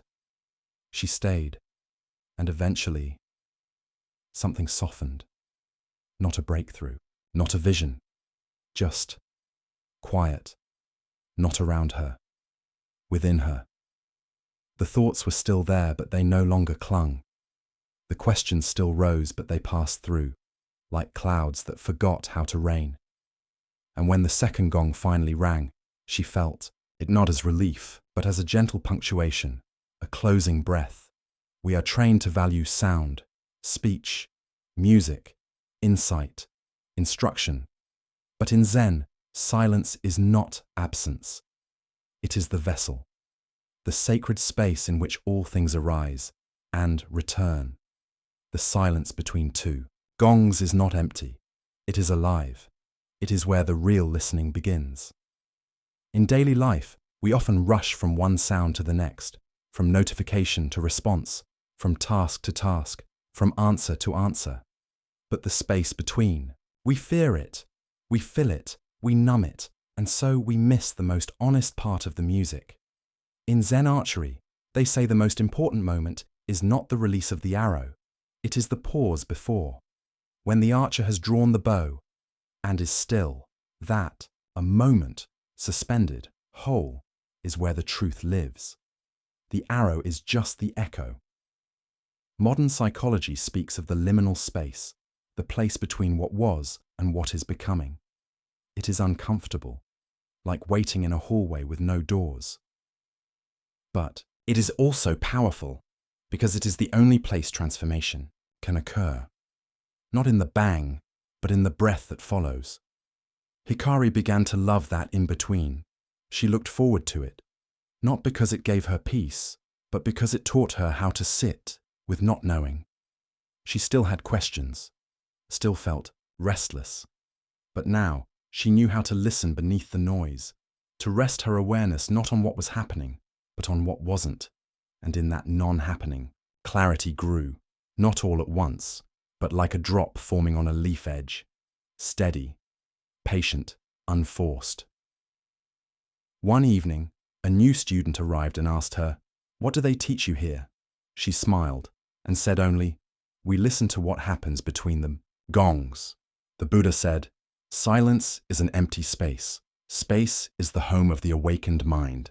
Words may point the way, but silence is the way. It holds what words cannot. Pain too deep for description. Peace too subtle for explanation. Awakening too vast for language." Tonight's reflection. Where in my life have I been rushing from one sound to the next? What might I hear if I lingered in the pause? And can I let silence be more than absence? Can I let it become teacher? Breathe now. Let the first gong ring within. Feel the stillness rise, then do nothing. Let the second gong come in its own time, and in between, be with yourself, fully, without agenda, without needing to make noise. The next story will begin soon, but for now, stay here, in the space between two gongs. This is not waiting, this is listening, this is life, as it truly is. Story 16. The Gate That Opened Inward. It stood at the edge of the village, weathered and quiet. A wooden gate, once painted red, now faded to the colour of old clay. Its hinges creaked in the wind. Moss had begun to grow along the bottom. No fence enclosed it. No wall extended from it. Just the gate, standing alone, facing a path that curved into nothing. Children played around it. Lovers carved initials into its frame. But no one passed through, not because they weren't allowed, but because the gate didn't open. It hadn't moved in years. Many had tried. They pushed, pulled, lifted, shoved, but it stayed closed. Until one day, a traveller arrived, dust on his boots. Quiet in his eyes, he asked no questions. He simply sat before the gate and watched it. Morning passed, then afternoon, then night. The villagers whispered, "He's mad. He doesn't know it's sealed." Poor man, he'll waste away. But the traveller wasn't trying to open it. He was listening, and on the third day he stood up, placed his hand on the gate, and instead of pushing, he pulled it toward himself. Softly, and the gate opened. Inward, we spend much of our lives pushing, trying, forcing. We push towards success. We push for love. We push to become who we think we should be. But some gates were never meant to open that way. They require not force, but invitation, not striving, but surrender. In Zen, there is a koan. How do you enter the gate that has no door? The answer is not given. It is become the gate. You do not find the way by pushing harder. You find it by becoming still enough to see that the barrier was never outside. The resistance was within. The traveller had understood this. He had stood before many gates in his life, some carved in stone, others built of silence, others still made of shame.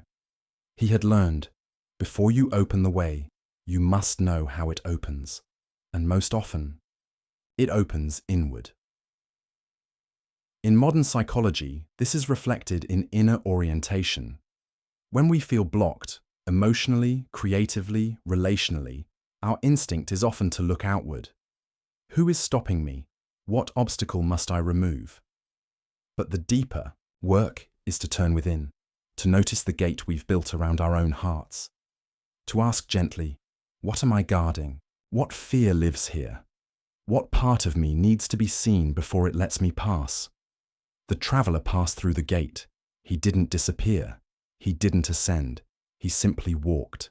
One step, then another. And those who watched noticed something strange. It wasn't the gate that had led to a new path. It was the act of opening that created the path. Where before there was only grass, now there was a trail. Soft, faint, but real. Because now someone had walked it.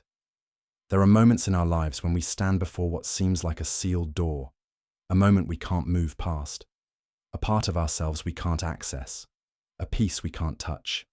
And we try, we push, we demand. But sometimes we forget to pause, to sit with it, to place our hands gently, to pull inward, to allow, to feel. And then the gate opens, not with drama, but with grace. The Buddha said, the mind is everything. What you think, you become. But he also taught, inward, path inward peace. Peace is not a gate we storm.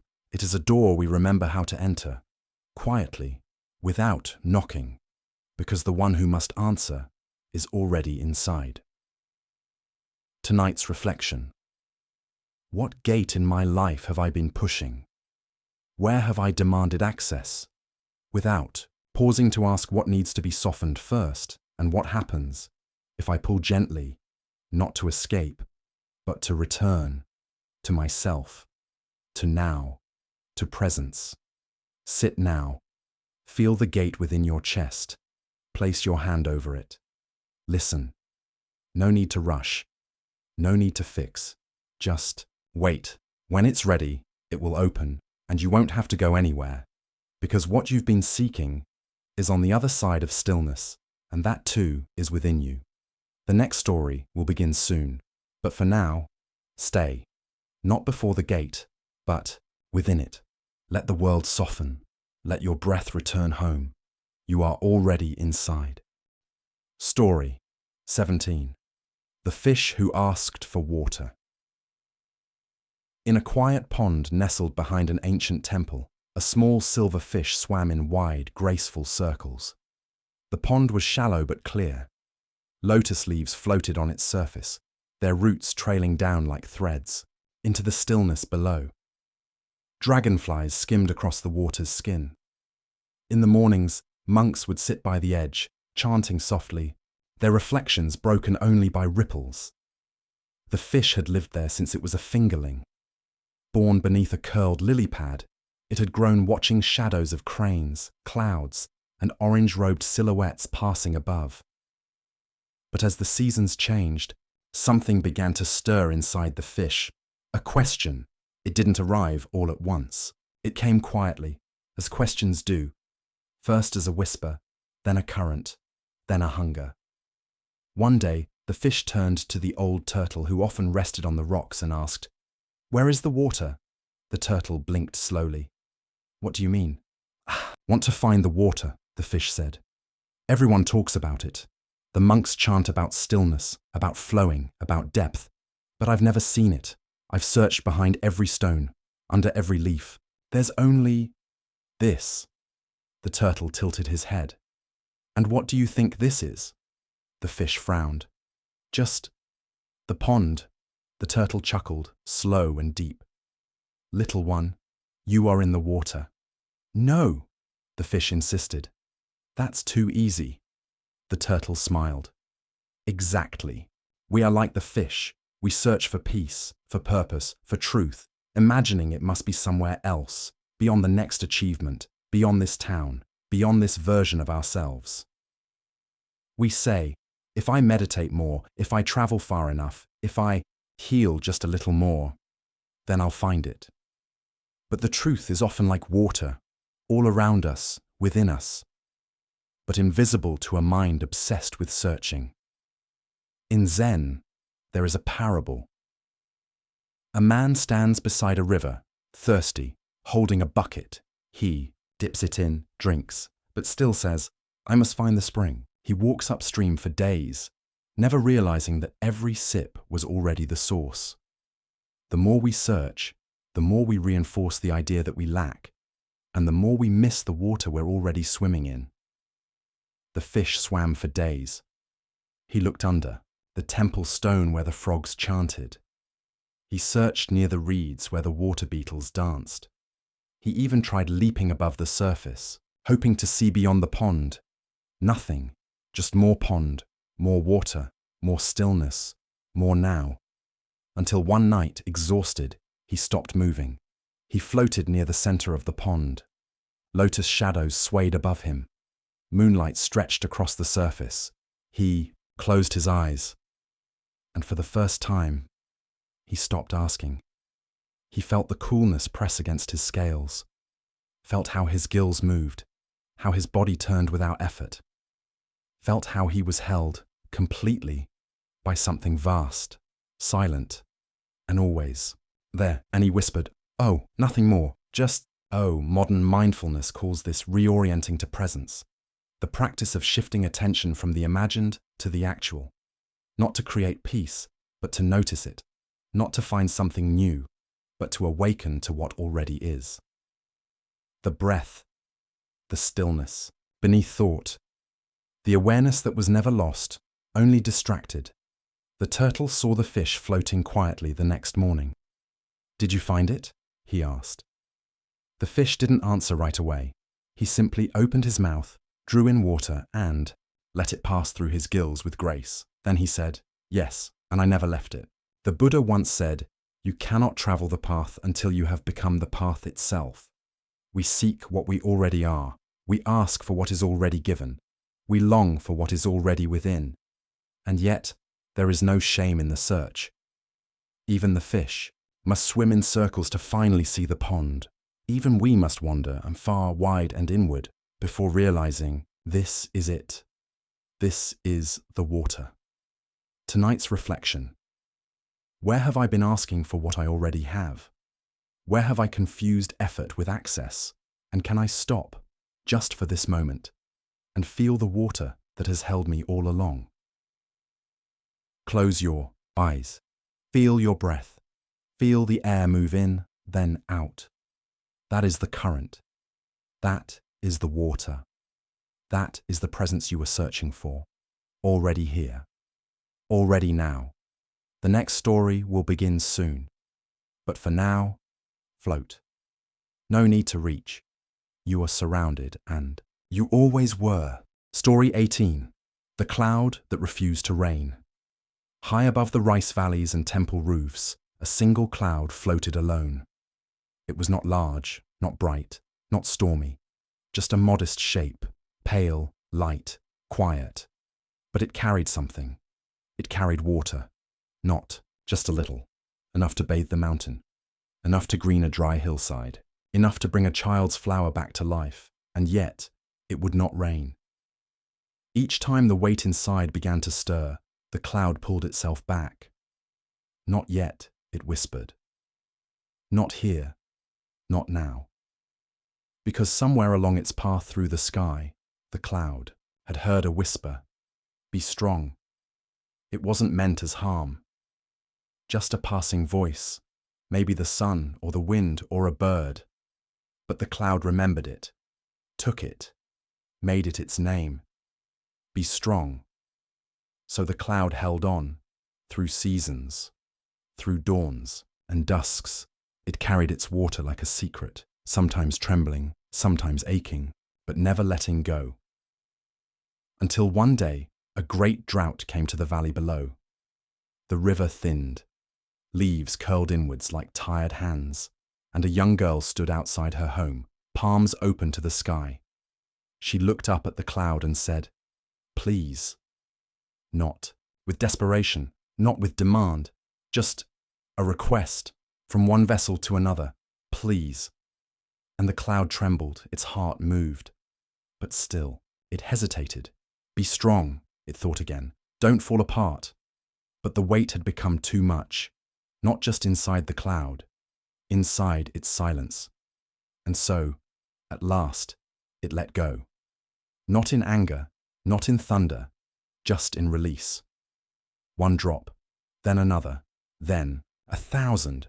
And as the rain fell, it was not a collapse, it was a return to purpose, to motion, to life.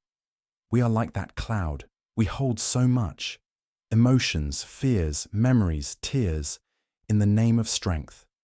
We carry burdens silently, smiling on the outside, holding back on the inside, telling ourselves, "Not now, not here. Be strong." But strength is not in the holding. It is in knowing when to let go. In Zen, there is a saying, "Let your heart be like a cloud, full but free." The cloud is not ashamed to rain. It does not apologize for softening. And yet, we apologize all the time. "I'm sorry for crying. I'm sorry I need help. I'm sorry I can't carry this alone." But the rain is not weakness. It is movement. It is healing. It is the sky remembering that it too must empty. Modern psychology speaks of emotional suppression, the act of pushing down our inner storms to appear composed. But over time, this suppression becomes pressure. It distorts, it weighs, and eventually it leaks through anxiety, fatigue, isolation. When we refuse to reign, we do not stay strong. We stay stuck. The girl danced in the rain, her dress soaked, her laugh rising like incense from a broken altar. And the cloud, it felt lighter than it ever had, not because it had lost something, but because it had shared something. It was no longer alone.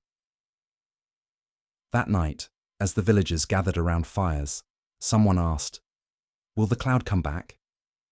An old woman replied, "Perhaps, but not as what it was." They nodded. They knew. The cloud had become rain, and the rain had become river, and the river had become song. The Buddha said, "Just as a mother would protect her only child, so should we hold all beings in compassion, and that includes yourself, your own heart, your own ache. You are not here to carry everything forever. You are here to release, to soften, to reign, and in doing so, to nourish the very world that once looked up and whispered, 'Please.'" Tonight's reflection. What am I still holding, long after it asked to be released? What emotion have I denied, believing it makes me weak? And can I let myself reign, without shame? Let the drops come. Not all at once, just enough for breath to return. Let your strength be in the softness. Let your healing be in the flow. You do not have to be clear skies all the time. The valley needs your rain, and so do you. The next story will begin soon, but for now, rest. Let your shoulders drop. Let your breath fall. And if you must cry tonight, know this: you are not falling apart. You are becoming rain. Story 19. The Stone That Cried. It was just a stone, dark, oval, smooth as the curve of a monk's bowl. It sat at the edge of a temple path, half buried in soil, brushed by fallen leaves and the occasional sweep of a broom. No one paid it much attention. Pilgrims passed it every day without pause. Children kicked it gently while playing. Dogs sniffed it, found nothing interesting, and moved on. But it had been there for a long time, longer than the temple, longer than the path, maybe even longer than the mountain itself remembered.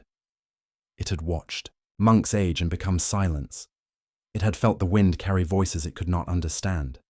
It had seen seasons peel away like old robes, one after another, and still it remained, unmoving, unchanging, until one day it cried. It happened at dawn. The sun was just lifting its golden hand over the hills, and the mist still clung to the ground like breath reluctant to rise. A young monk named Ren was sweeping the path, as he did every morning. He moved slowly, rhythmically, his breath in sync with the bristles. He paused at the bend, reached down to shift a stone that had always sat there, and stopped, because beneath the stone was wetness, not from rain. The air had been dry for days, not from dew. The surrounding soil was untouched, but directly beneath the stone, the earth was dark and soft, as if something had fallen from within. Ren frowned, lifted the stone fully, and turned it over in his hands. It was warm. He stared at it, unsure why his chest ached. He whispered a chant under his breath, one usually reserved for grief. Then, though he didn't know why, he held the stone to his forehead, bowed once, and placed it back. From that day on, something changed. He stopped sweeping past it. Instead, each morning, he sat beside it for a few minutes in silence, and each time, he felt something rise in him, a sadness he could not name. There are wounds that do not bleed, sorrows that do not shout. They live like the stone, still, weighty, silent. We carry them in the hollows of our ribs, in the clench of our jaw, in the pause before we answer, "I'm fine," and we believe, if I keep still long enough, it will stay buried, but nothing buried is truly gone. It waits, not to punish, but to be felt, to be seen, to be held, just once, without being turned away. In Zen, they say, even the mountains cry, though no one hears. It does not mean that mountains are broken, it means they are alive. Even stone holds memory, even silence holds sound, and even the parts of you you've hidden, for years, for lifetimes, still long to be seen. Modern psychology calls this somatic grief, the way the body holds trauma and sorrow when the mind cannot name it. We become like the stone, stable on the surface, but under the right pressure, or presence, or kindness, we weep, not in chaos, but in slow, aching honesty. Ren began to listen, not with his ears, with his breath. Each morning, he placed his palm on the stone, and each morning, a memory surfaced, not always his own. Sometimes it was a pain from childhood he couldn't quite trace. Sometimes it was a grief that felt ancient, as if it belonged to someone else entirely. Sometimes it was just a quiet ache, like something had been left behind and was asking to be remembered. He didn't analyze. He didn't fix. He just sat with the stone, with himself. And slowly, the crying stopped. Not because the pain had vanished, but because it had been held. One evening, an elder monk approached him. He smiled. "You found the temple's oldest teacher." Ren blinked. "The stone," the elder nodded. "It was here before even our oldest records. Some say it was brought from a mountain by a hermit who wept for 40 days after his son died. Others say it was struck by lightning and split in two, only to be mended by time." He shrugged gently. "I do not know what is true, but I know this. Some things hold more than we understand. He placed a hand on Ren's shoulder. And when they cry, it is our turn to listen. The Buddha said, "In this world, sorrow falls on all, but when it is touched with wisdom, it becomes compassion. Your tears, even the silent ones, are not weakness. They are memory flowing into mercy. They are weight transforming into warmth. They are the stone, becoming soft." Tonight's reflection. What sorrow have I held so long? It feels like stone. What grief have I pressed so deep? I forgot it could still weep. And can I sit with it, just for a moment, without judgment? Place your hand over your heart now. Breathe into the weight there. You don't need to name it. You don't need to fix it. You only need to feel it, as if it were the oldest stone in the world, and you, the monk, finally ready to listen. The next story will begin soon. But, for now, rest beside the ache. Let it speak. Let it soften. Even stone remembers. And now, so do you. Story 20. The Monk Who Fed the Thief. There was a small hermitage nestled deep in the bamboo forest, so quiet that the wind seemed to bow before entering. It was made of wood and earth, roofed with thatch, and warmed by a single clay stove.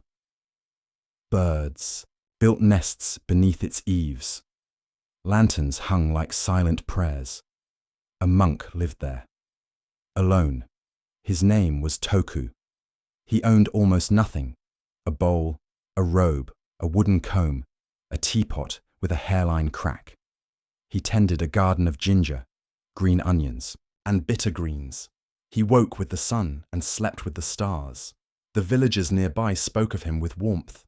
Kind, they said, gentle, listens more than he speaks. Some brought him rice when their harvests were good. Others brought silence when their hearts were broken. He gave them tea and time.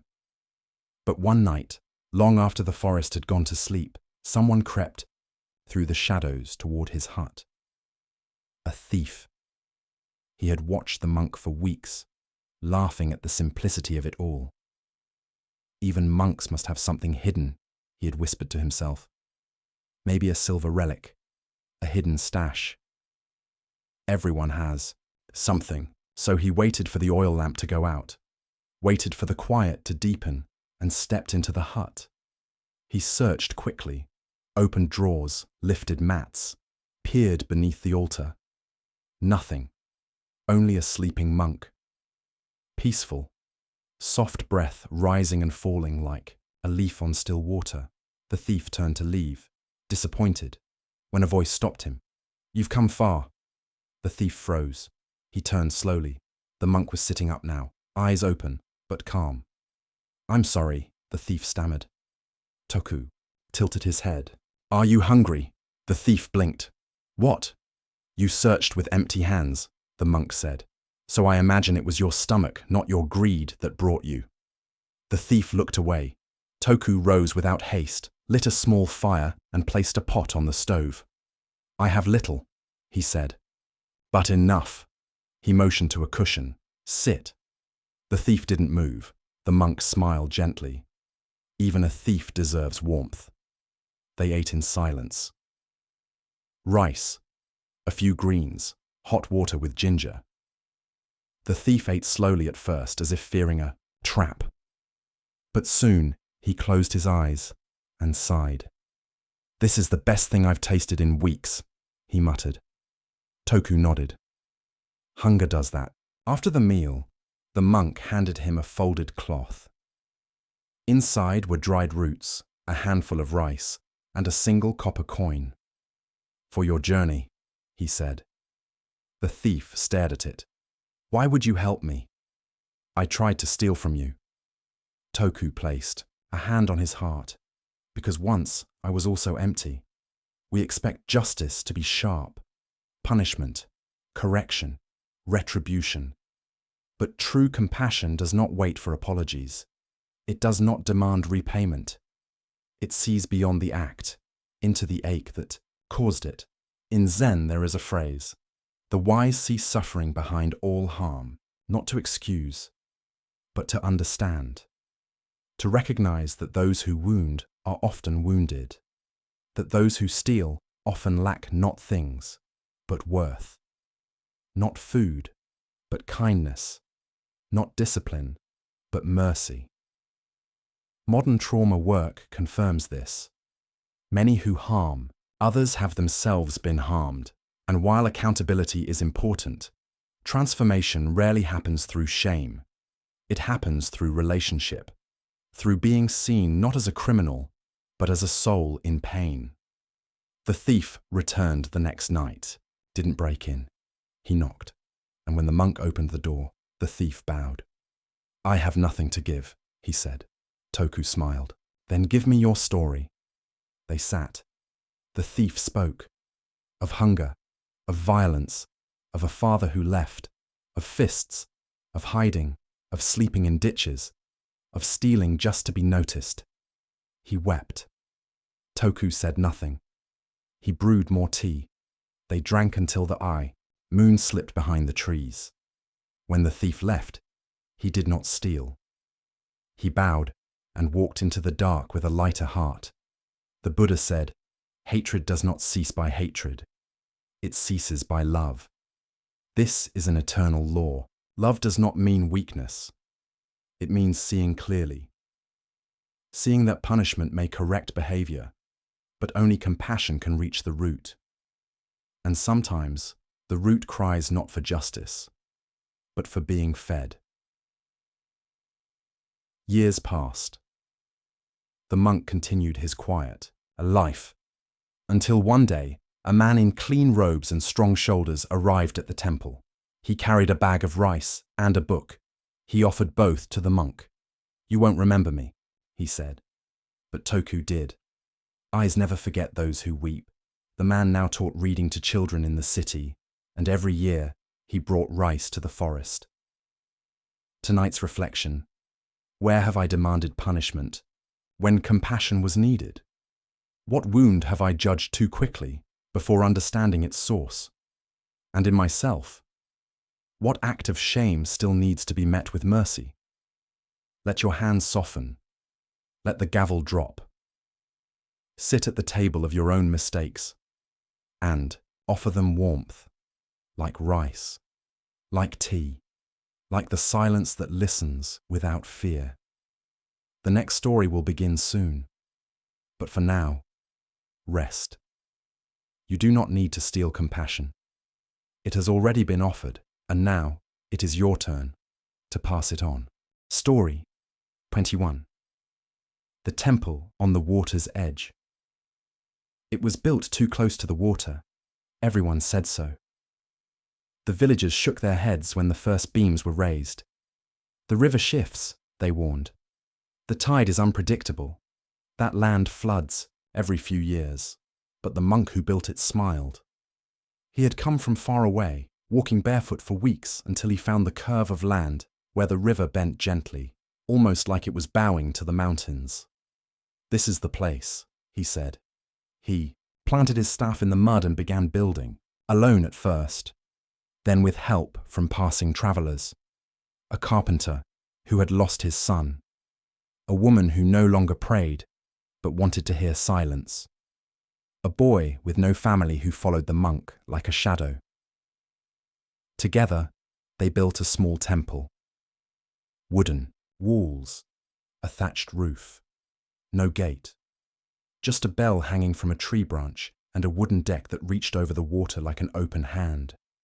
They called it Suyenji, Temple of the Drifting Garden, because sometimes, during the rainy season, the river would rise and reach the edge of the floorboards. The villagers would say, "One day it will wash away," but it never did. Not completely, because the monk never tried to fight the river. He let the temple move. In the summer of the Great Flood, the water rose higher than ever. Whole fields disappeared beneath the current. Bridges broke. Homes lost their footing and slid away like boats returning to sea. And Suyenji, it swayed. The deck submerged. The lanterns floated. The temple creaked and shuddered, but it did not break, because it had been built not on control, but on surrender. When the waters receded, the villagers came to see.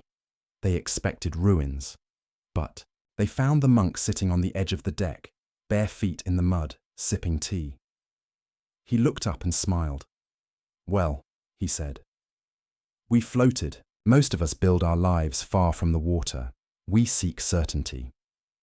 Solid ground, structures that will not move.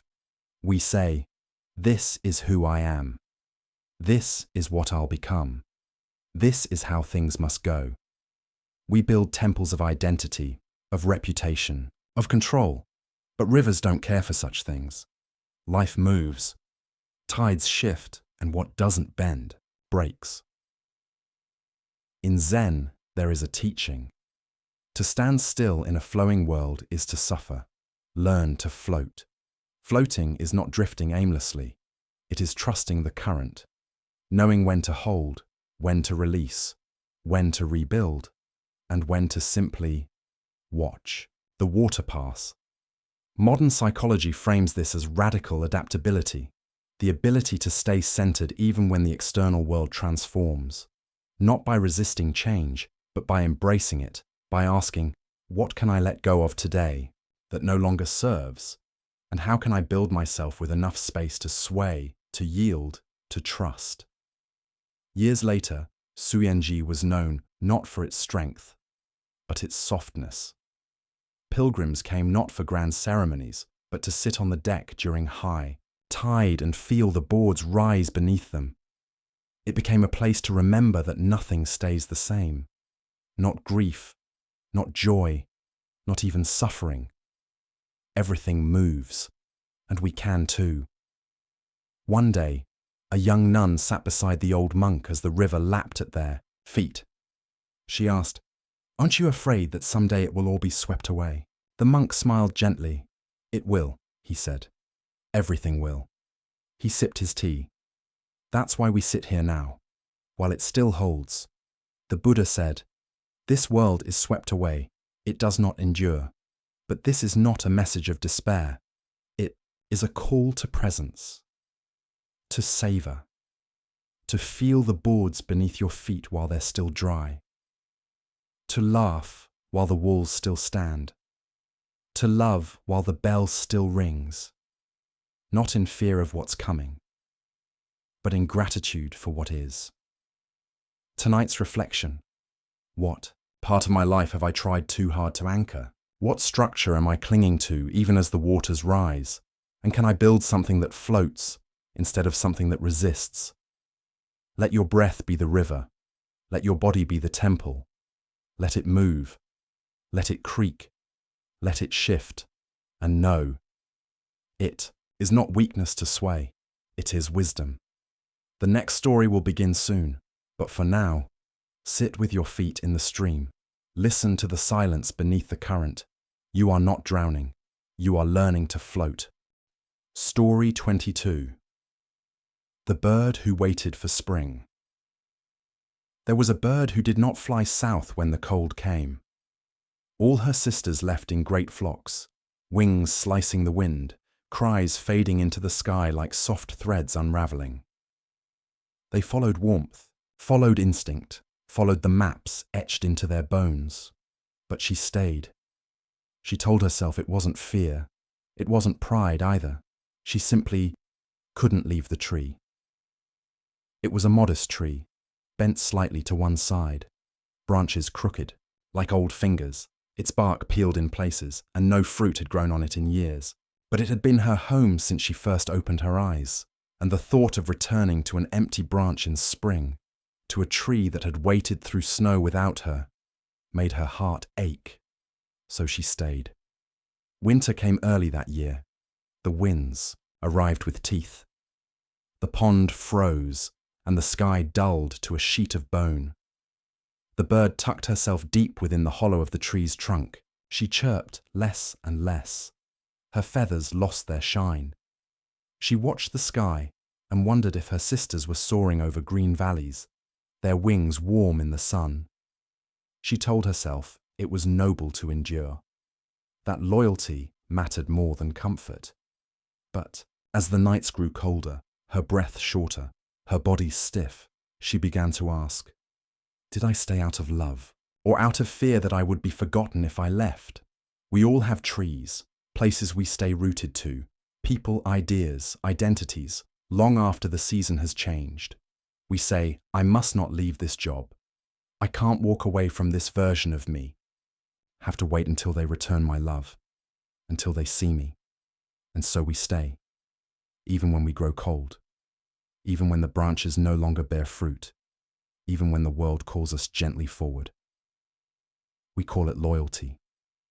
But sometimes it is the fear that we will not belong anywhere else.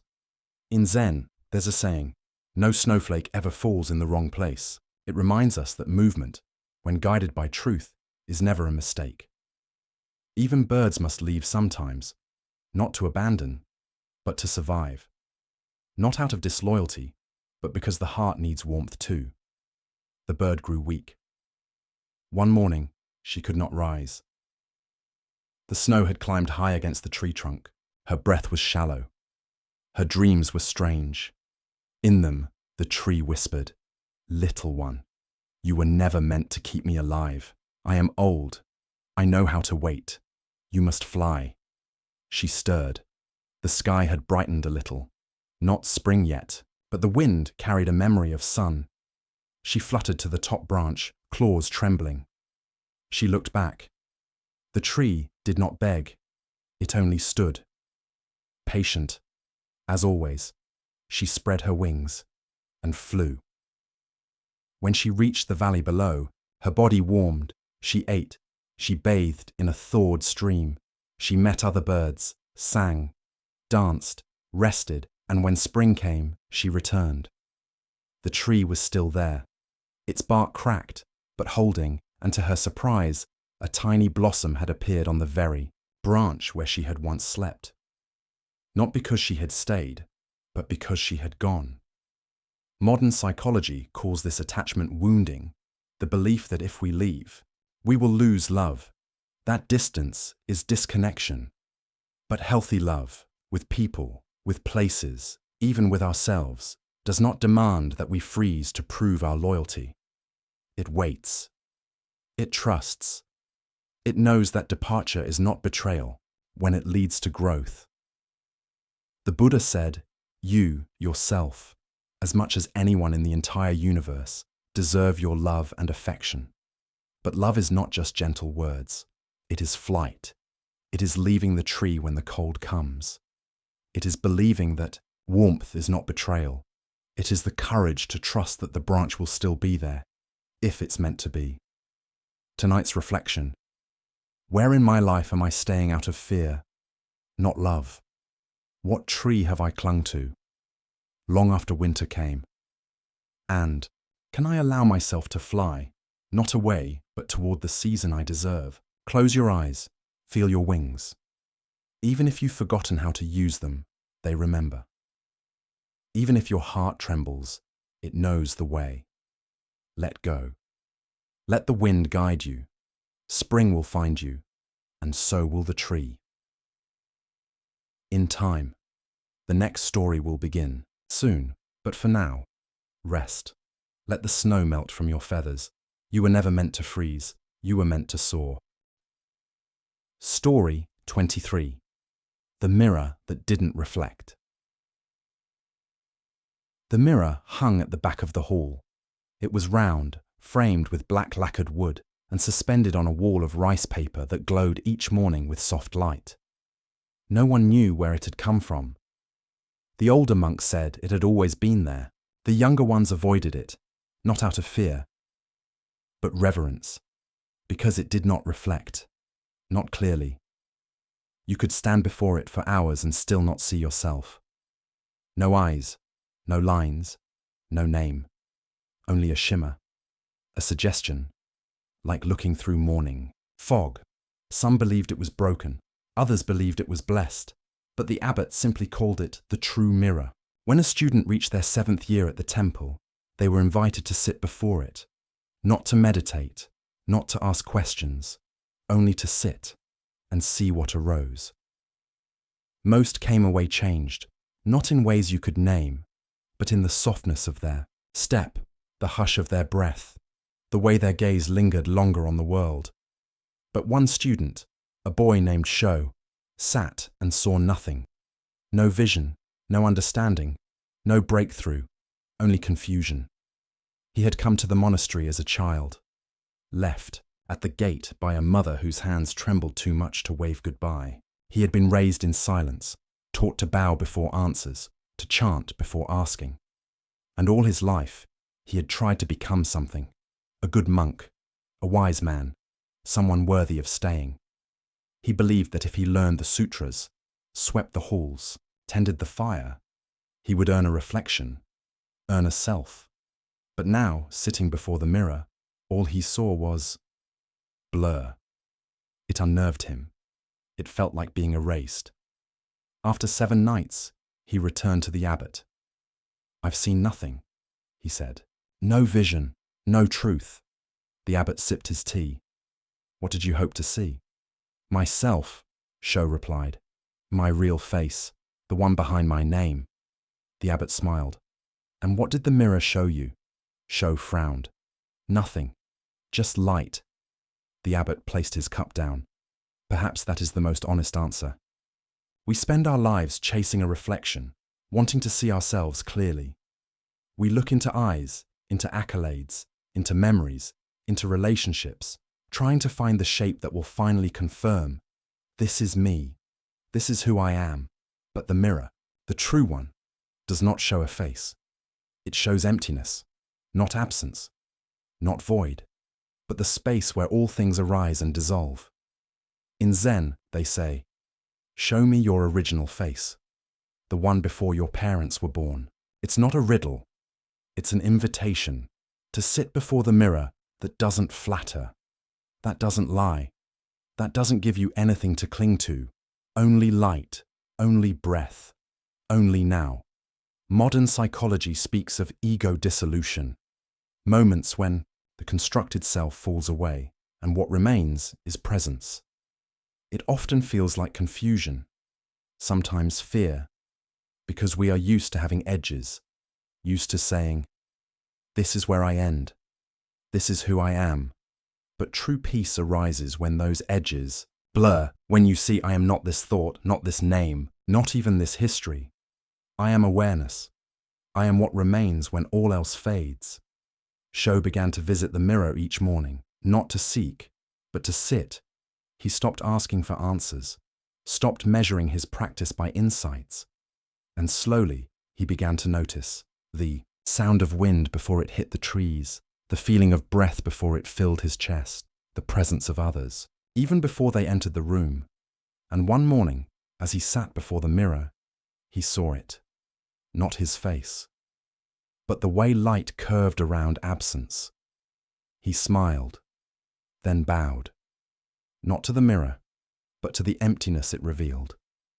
The Buddha said, in the seeing, there is only the seeing. In the hearing, only the hearing. In the knowing, only knowing. No one behind it, just presence, pure, uncaught, free. Tonight's reflection. What have I been hoping to see in the mirror of life? A name, a purpose, a confirmation that I exist, and can I let go of that search, just for a breath? Can I sit before the mirror that shows no reflection, and trust that the light itself is enough? Close your eyes. Let go of the need to be seen. Let go of the shape you think you must take. Sit in the light. Let it pass through you. You are not the one watching. You are the watching itself. The next story will begin soon. But for now, be the mirror, not what it reflects. Still, silent, whole. Story 24. The Last Incense Stick. The box was nearly empty. In the inner chamber of the temple, the smallest and quietest one, there lay a rectangular wooden box carved from black sandalwood. It was old, smoothed by many hands. Inside it rested a single incense stick. The monks had known this day would come. They had burned one stick each morning for 50 years. A quiet tradition passed down without explanation, always at dawn, always in silence, no ceremony, no added prayers. Just one monk, lighting one stick, bowing once, and sitting in stillness as the smoke rose like memory. And now, only one remained. The abbot gathered the monks that evening. They sat in a wide circle on the wooden floor. Candles flickered. Tea steamed quietly in small clay cups. He held up the box. "This is the last one," he said. No one spoke. He placed it gently on the altar, next to the bell, and looked around the room. "Tomorrow, when the sun rises, we will burn it. But tonight, we ask, what have we learned from the fire?" That night, each monk sat with his own silence. Some recalled their first day in the monastery, when their breath had felt loud, clumsy, like an intruder. Others thought of loved ones who had visited, then disappeared like the smoke, never returning, never explaining. One novice wept quietly, unsure why. Even the wind seemed to pause outside, as if it too was listening. At dawn, they gathered. The world was cold. The incense stick was placed on a small dish. The abbot lit it with a thin taper, his hands trembling slightly, not from age, but reverence. The flame touched the tip. Smoke curled upward. It did not rush. It moved, like thought, then prayer, then memory. They watched in silence as the stick burned, minute by minute, line by line, until nothing remained but a thin spiral of ash and the lingering scent of what had been. Then the abbot spoke. This was not the last incense. They turned to him. He gestured to the smoke still hanging in the air. To believe it has ended is to forget that every breath we take is an offering. He paused. Each word we speak, each step we walk, each kindness we show. These are incense too. The stick was just a reminder. We often think of sacredness as rare, as something reserved. The last incense, the last kiss, the final chance. But sacredness is not in scarcity. It is in attention. The incense was not powerful because it was the last. It was powerful because they noticed it, because they gathered, because they chose to treat a simple burning stick as holy. In Zen, there is a saying, when the incense is gone, the silence speaks. It means that rituals are not the end. They are doors. The fragrance is not in the object, but in what it opens within us. Modern psychology speaks of ritual meaning, the idea that repeated gestures gain power not through complexity, but through intention. Lighting a candle, holding someone's hand, pausing before a meal. These become sacred, not because of the act itself, but because of how present we are when doing it. After the incense burned away, the monks remained seated. No one rushed. The room felt fuller, not emptier. The abbot took a deep breath. "Tomorrow," he said, "we will begin again." One of the monks tilted his head. "With what?" The abbot smiled. "With breath, with tea, with footsteps on stone. We don't need more sticks."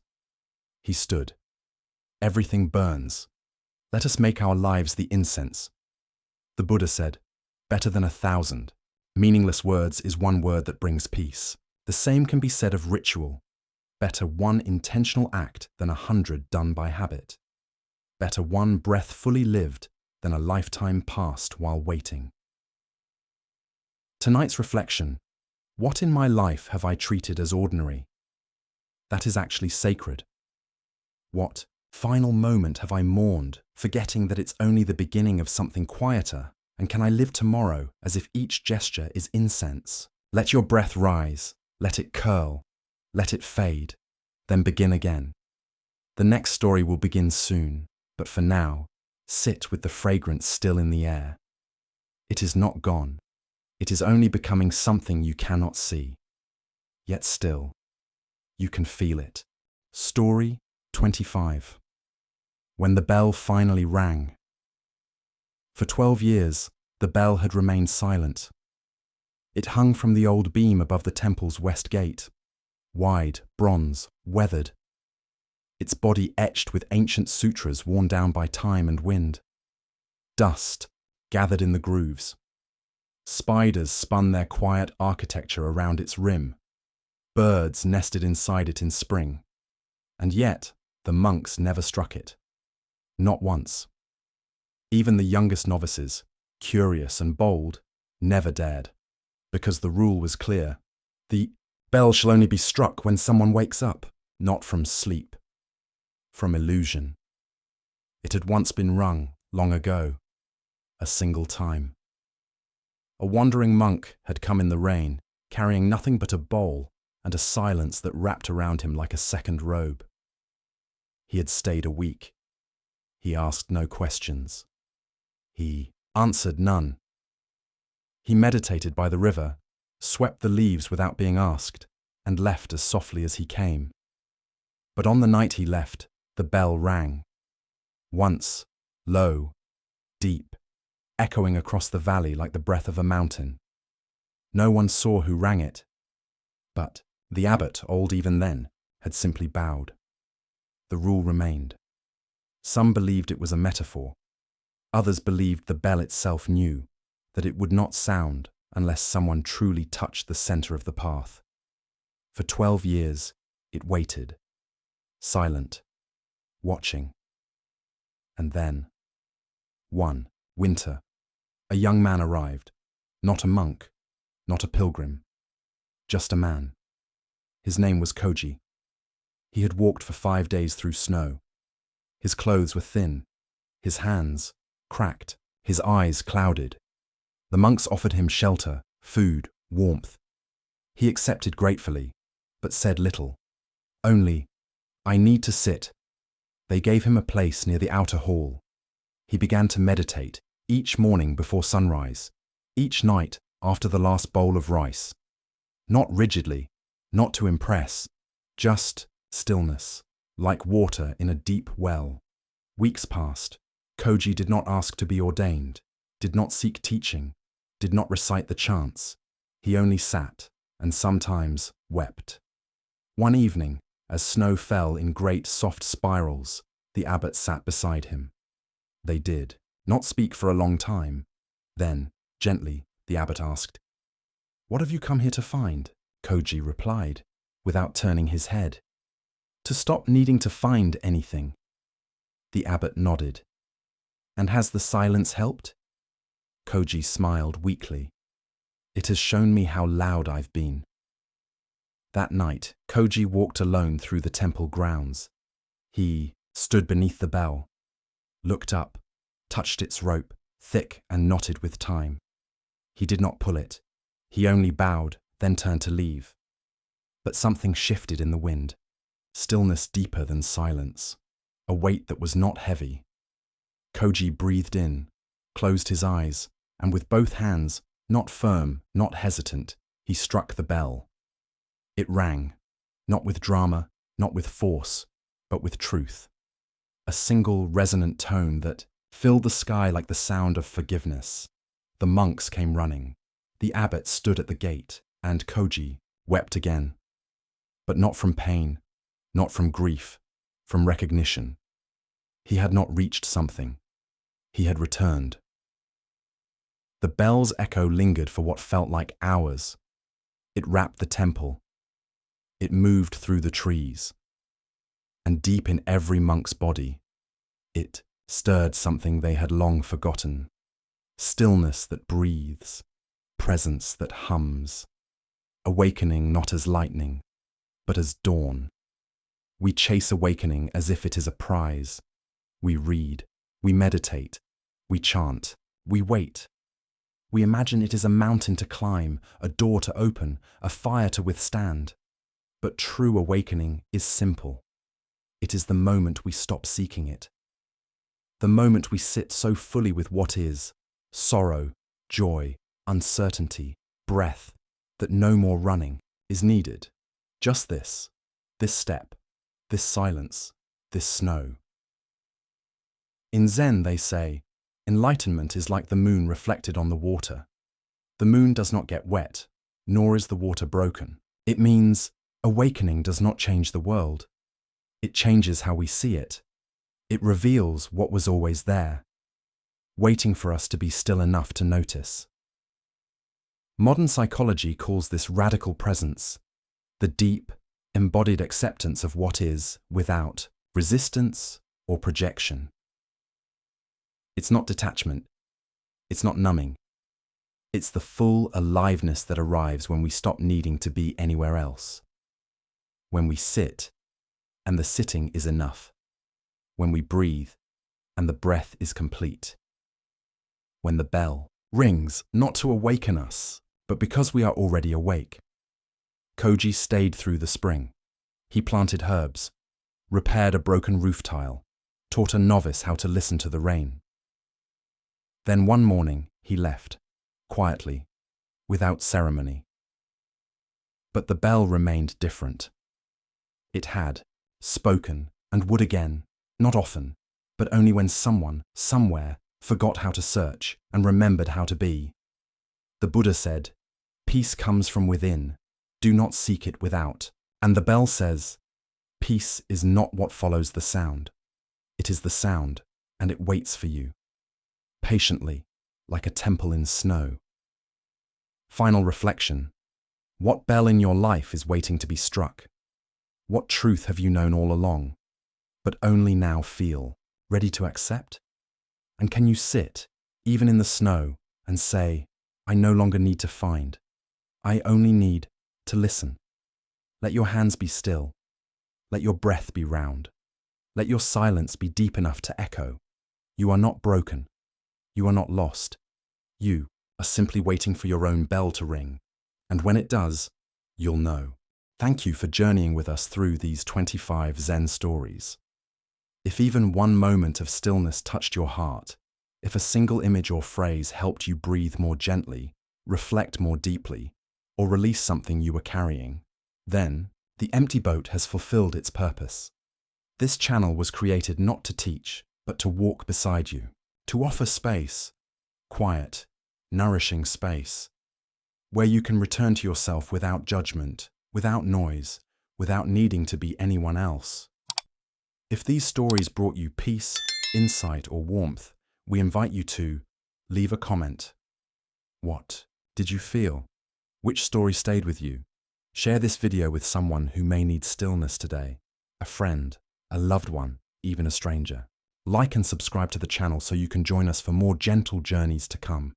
Reflections, meditations, and new stories from the river of life. You are part of this boat now. It moves not with force, but with presence. And whenever the world feels too loud, we'll be here, waiting, floating, listening. Until next time, stay soft, stay awake, and keep breathing. The empty boat.